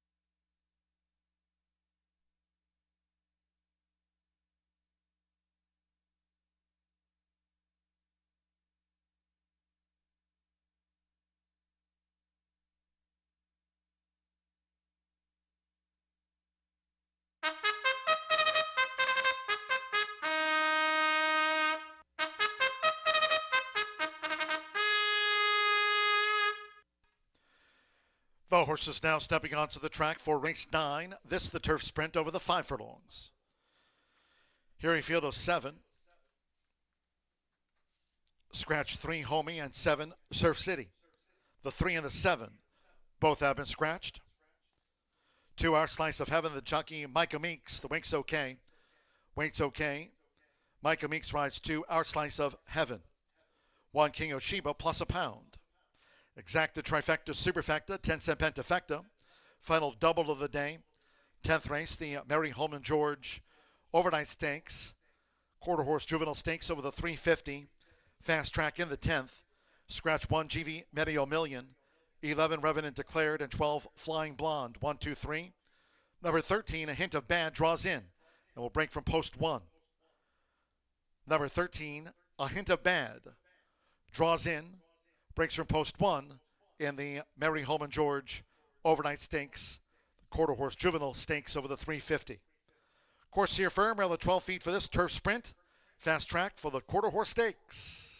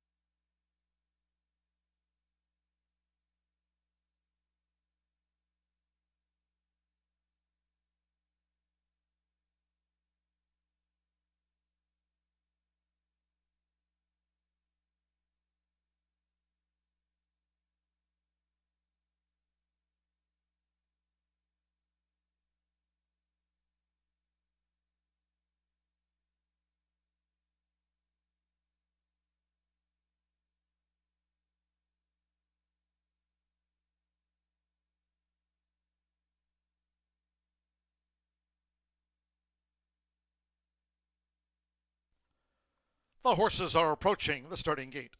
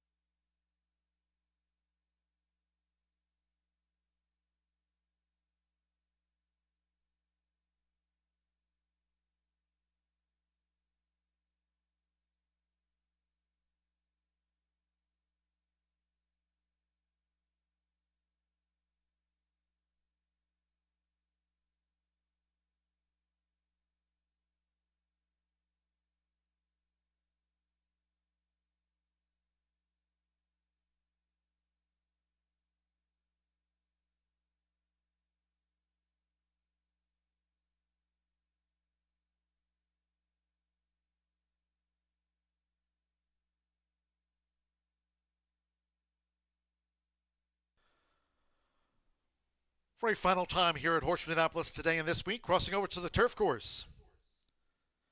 Course firm, around 12 feet. We'll cap off the card with the Mary Holman George Overnight Stakes. Quarter horse juvenile stakes over the 350 fast track. Arriving at the gate.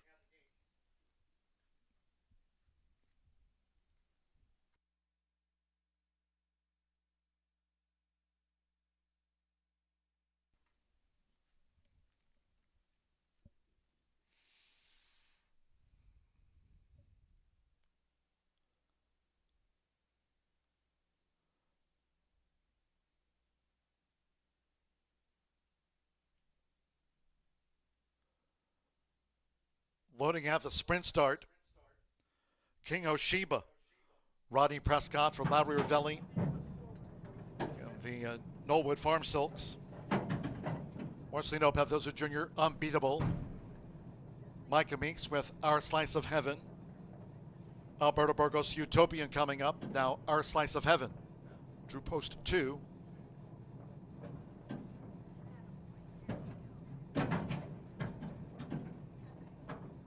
Utopian taking his position within the starting gate. Joseph Romero with Maximus C. Here over the 5 furlongs. A couple in the back, Connolly with Fear and Loathing. So stand by, one more. Boldage back in town. Rafael Bejarano for David Jacobson. All in line. They're off and sprinting. Maximus C fires right away. From on the outside, Boltage, and here's King of Sheba in the green cap, coming with a push now for Rodney Prescott to engage Maximus C, and King of Sheba has taken the lead outside the half-mile pole from Maximus C, who now chases the pace. Boltage is vying for third with Our Slice of Heaven.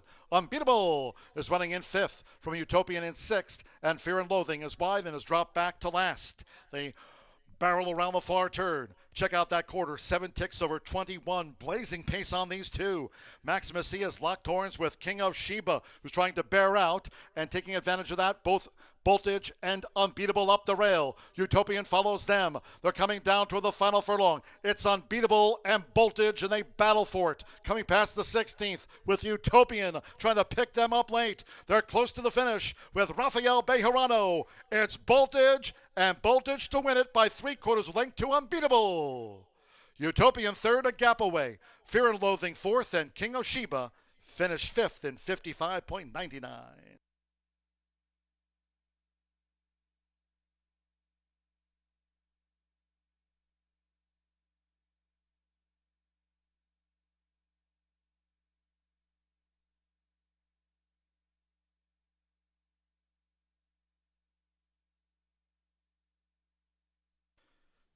$55.99 it was.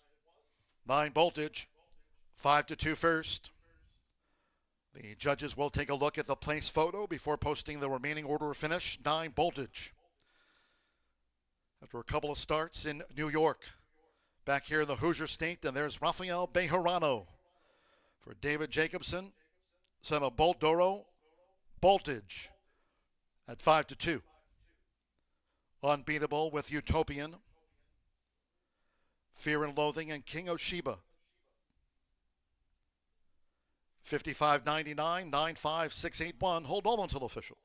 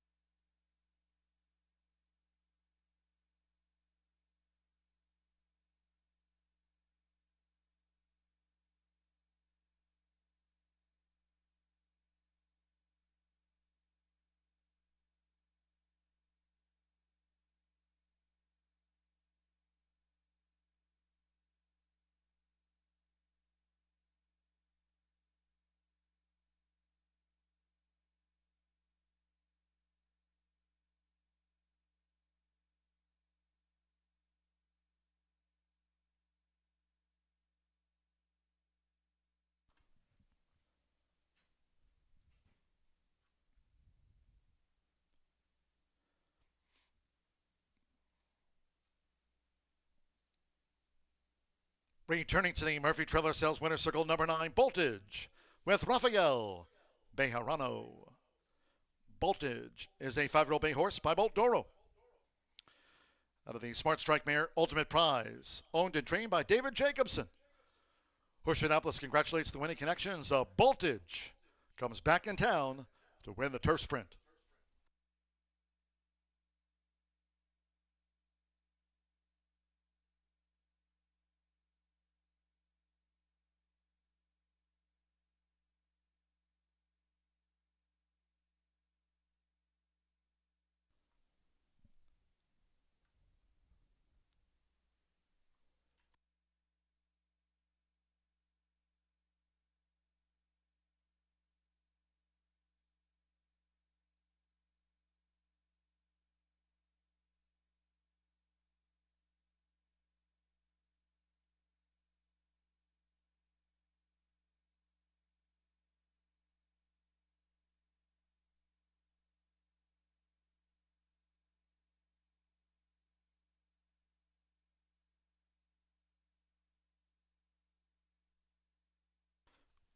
It's official.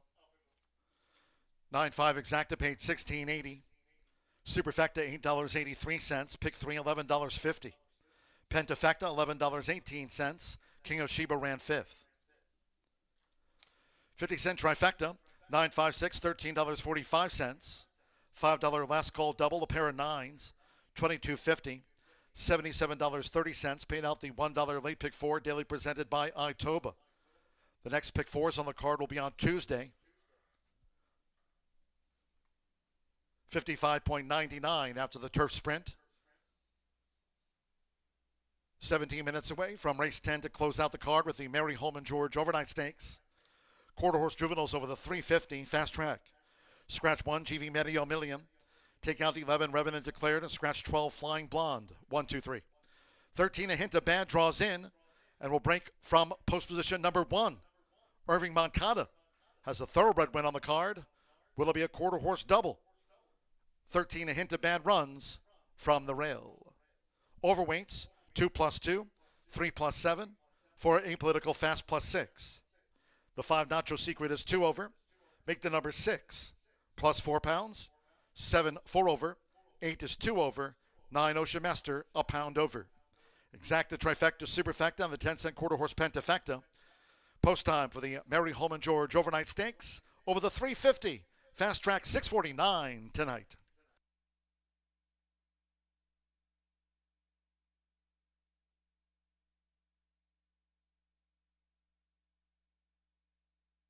All in line. They're off and sprinting. Maximus C fires right away from on the outside. Voltage, and here's King of Sheba in the green cap coming with a push now for Rodney Prescott to engage Maximus C, and King of Sheba has taken the lead outside the half-mile pole from Maximus C, who now chases the pace. Voltage is vying for 3rd with Our Slice of Heaven. Unbeatable is running in 5th from Utopian in 6th, and Fear and Loathing is wide and has dropped back to last. They barrel around the far turn. Check out that quarter. 7 ticks over 21. Blazing pace on these two. Maximus C has locked horns with King of Sheba, who's trying to bear out and taking advantage of that. Both Voltage and Unbeatable up the rail. Utopian follows them. They're coming down toward the final furlong. It's Unbeatable and Voltage, and they battle for it. Coming past the 16th with Utopian trying to pick them up late. They're close to the finish with Rafael Bejarano. It's Voltage, and Voltage to win it by 3/4 length to Unbeatable. Utopian 3rd, a gap away. Fear and Loathing 4th. All in line.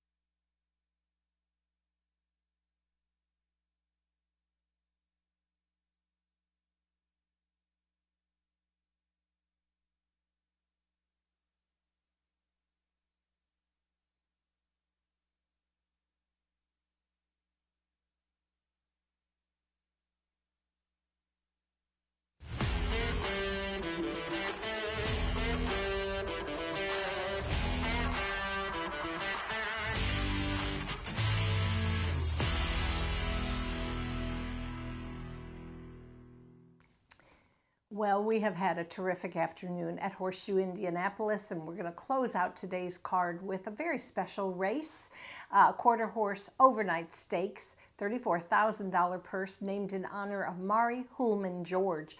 Horseshoe Indy has a really nice relationship with the Indiana people, individuals that have served the states racing well, and she was certainly in that category. She bred both thoroughbreds and quarter horses and was a noted philanthropist. So happy to honor her for the third time in a really nice quarter horse stakes, overnight stakes, a nice full field.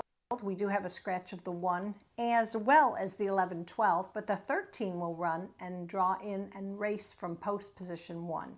Let's go to the paddock and take a look at a few of these contenders. It's going to be a very exciting finale.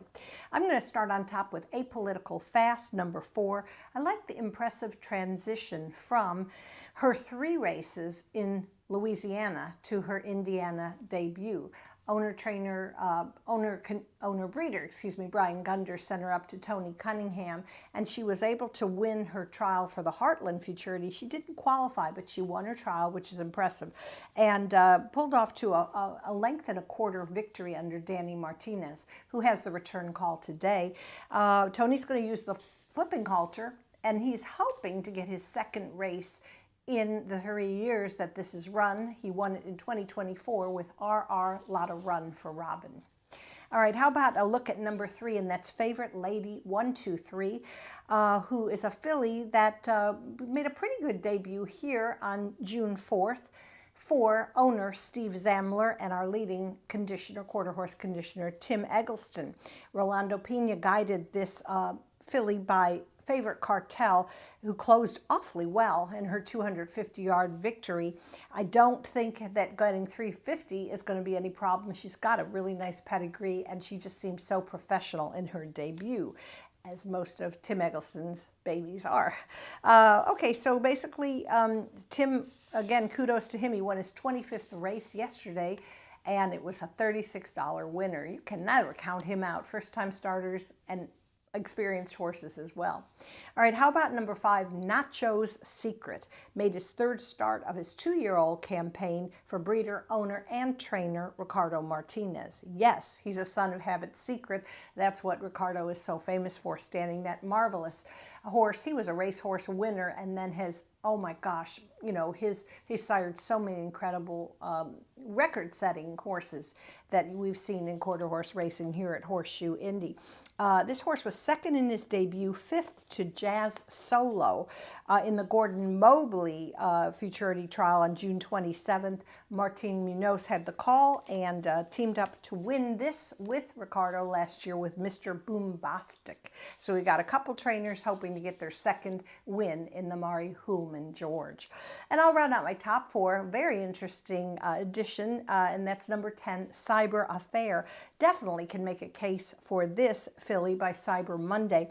She won her debut April 19th at Remington Park. We've certainly talked about how tough that Oklahoma track is, getting horses started in quarter horse racing across the country. Then she ran 3rd in a stakes at Fair Meadows at Tulsa, and today debuts at Horseshoe Indy under leading rider Eduardo Diaz. Mallory Norton, wow, she's 75% in the money already. She sent some horses up from Remington Park in Oklahoma with a good success, and she's kind of sharing a barn right now with Tim Eggleston. Wouldn't, you know, that's not going to hurt anybody's chances, but she's done really well here, and obviously looks like another fantastic horsewoman, like Natasha, like Shauna, like Jessie. Don't let me forget anybody, but we've got a whole bunch of them here, and it's fun to watch. All right, so my top 4 will be 4, 3, 5, 10. But listen to this, our quarter horse Pentafecta, 10-cent Pentafecta yesterday, $502. Can you imagine? I mean, it happens all the time. Got to throw a long shot in to close out our week. So let's go with number 6, GV Kingstone, 15 to 1 in the morning line for Jesse Vasquez. Broke the maiden July 5th after running in a tough Rocket Futurity trial in which he was defeated by Wild Over Corona. That is a superstar 2-year-old. So when you get beat by one of those, come back even stronger. All right, I think we got a good race to cap off the card today. Remember, we'll be off Until next Tuesday, and then mark those calendars for July 8th, where we're going to run another all-quarter horse day, bright and early, 10:45 a.m. Have a great weekend, everybody.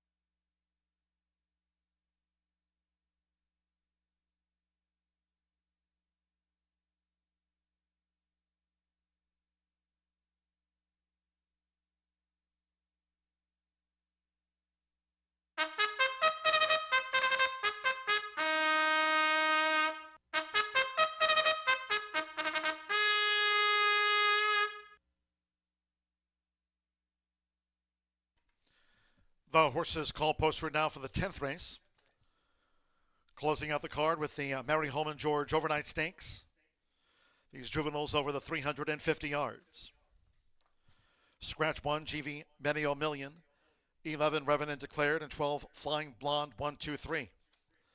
13, A Hint of Bad draws in and breaks from post position number 1. These overweights: 2, Miss Molly plus 2. 3, Favorite Lady 1, 2, 3 plus 7. The 4, Apolitical Fast 6 over. 5, Nacho Secret plus 2 pounds. 6, GV Kingstone 4 over. Number 7, Blue Collar Cowboy, and 4 pounds to the weight, makes it there now 128. 8, Apolitical Lady wins plus 2 pounds. 9, Ocean Master 1 pound over the program weight to 125. Scratch 111 and the 12. A Hint of Bad again breaks from the rail post.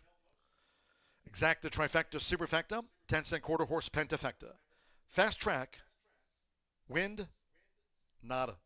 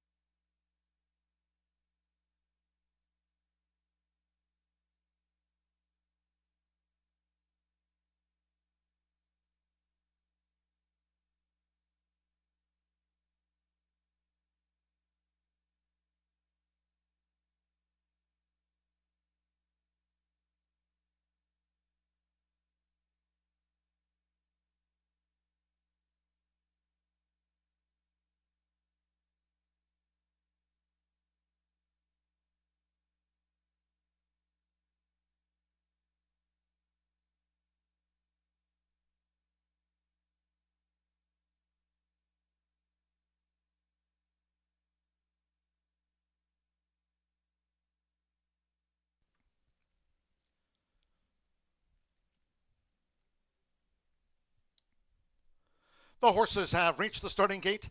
It is now post time for the Mary Holman George Overnight Stakes. Drawing in a hint of bad. Irving Moncada has a thoroughbred win on the card with Screamin' Nina. Miss Molly coming up to join a hint of bad.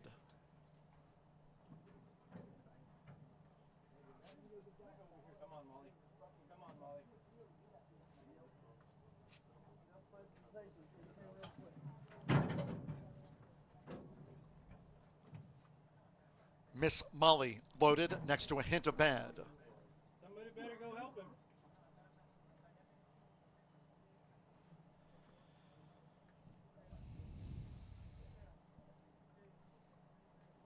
Rolando Pina with Favorite Lady. 1, 2, 3.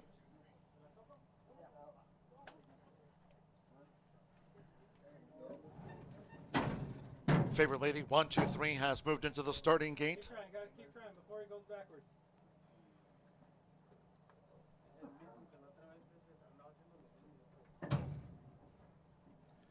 The first 3 of the 10 juveniles have moved in.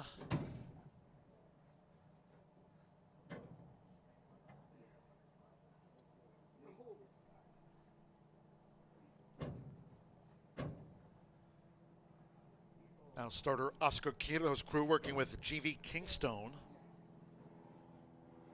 There's the gate crew.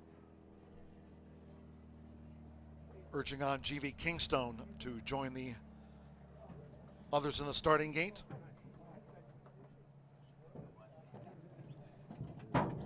Giovanni Vasquez Gomez in the white, green, and red. The silks for G.V. Kingstone. Now Danny Martinez with a political fast uses a flipping halter. Once again, drawing in a hint of bad was first into the starting gate, and it's been standing well a hint of bad with Miss Molly and Favorite Lady 1, 2, 3.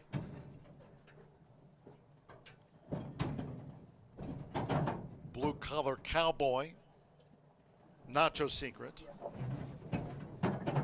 A Political Lady wins, uses a flipping halter. This juvenile stakes to close out the card. Diego Bocanegra with Ocean Master, Tuesday post time, 2:10 p.m. Eastern. Okay, stand by. One more. Cyber Affair and the quarter horse leading jockey Eduardo Luna Diaz. 350 yards for the prize money. Fast track, no wind to close out the day. Here's Cyber Affair. Stand by. Cyber Affair.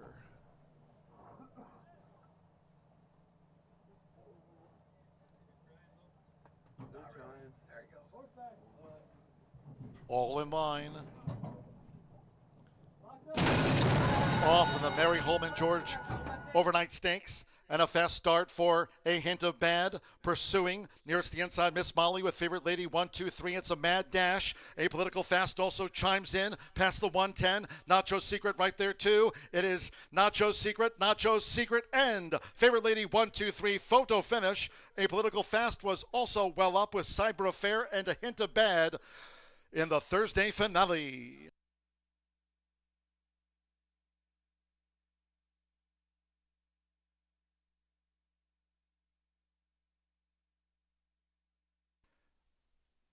Photo finish. Hold all tickets.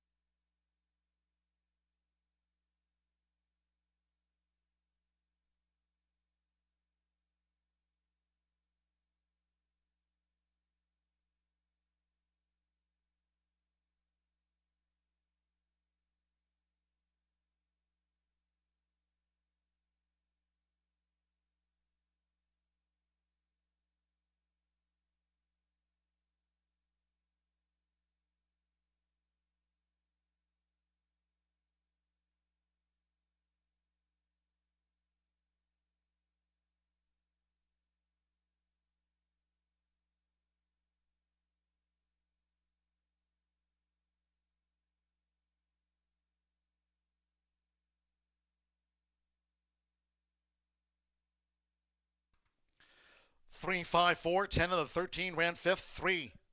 Favorite Lady 1, 2, 3, 5 to 1 first. A nose over 5, Nacho Secret. At 3 to 1, just missed. Number 4, Apolitical Fast at 7 to 2 third. The 10 Cyber Affair, 6 to 5, final favorite fourth, and drawing in while breaking from the rail at 17 to 1. The 13, A Hint of Bad fifth for the quarter horse Pentafecta. Rolanda Pena for the quarter horse meet leading trainer. Tim Eggleston. Steve Zamler, favorite lady 1, 2, 3. She wins back to back.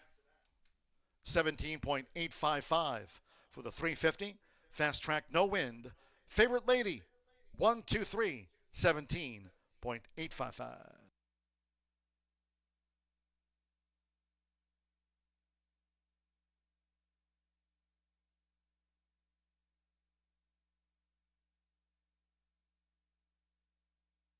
Result official. 3-5 exacta. Took a win photograph. A nose between them.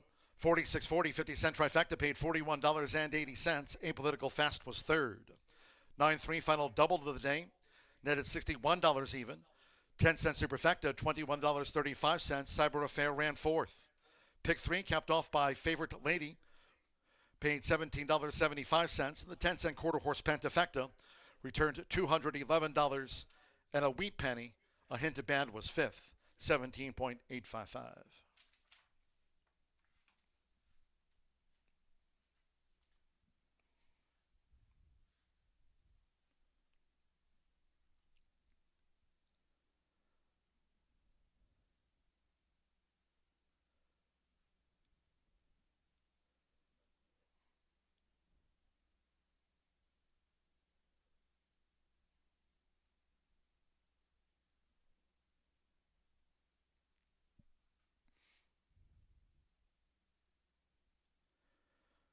Returning to the Murphy Trailer Sales Winner's Circle, it's the Blue 3.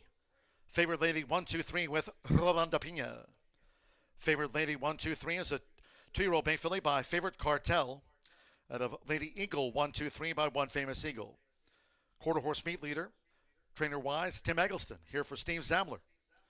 She's 2 for 2. Horseshoe Indianapolis congratulates the winning connections of Favorite Lady 1, 2, 3 takes out the Mary Holman George overnight stakes. 17.855, fast track, and there was no wind. That concludes our live racing program for today. We thank all those joined us here on track on this beautiful summer day here in town. Cheers to all who tuned in. No live racing on Friday, Saturday, Sunday, nor Monday. Next live race card here will be on Tuesday when post time will be at 2:10 p.m. Eastern. Once again, First Floor OTB open for simulcast wagering. There's the winner's presentation to the connections of Favorite Lady 1, 2, 3 after the Mary Holman George overnight stakes. Horseshoe Indianapolis Casino open 24/7 until next time.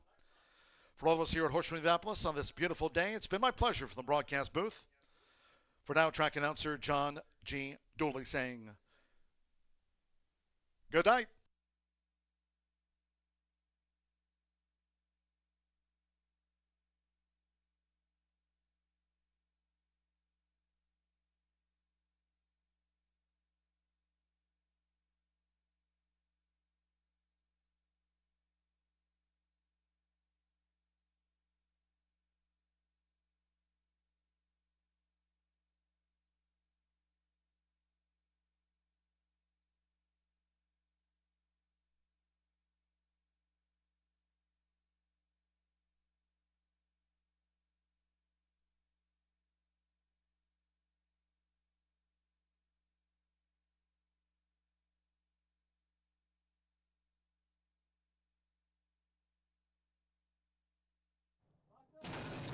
Off with a Mary Holman George overnight stakes and a fast start for A Hint of Bad. Pursuing nearest the inside, Miss Molly with Favorite Lady 1, 2, 3. It's a mad dash. Apolitical Fast also chimes in past the 110. Nacho Secret right there too. It is Nacho Secret, end. Favorite Lady 1, 2, 3. Photo finish.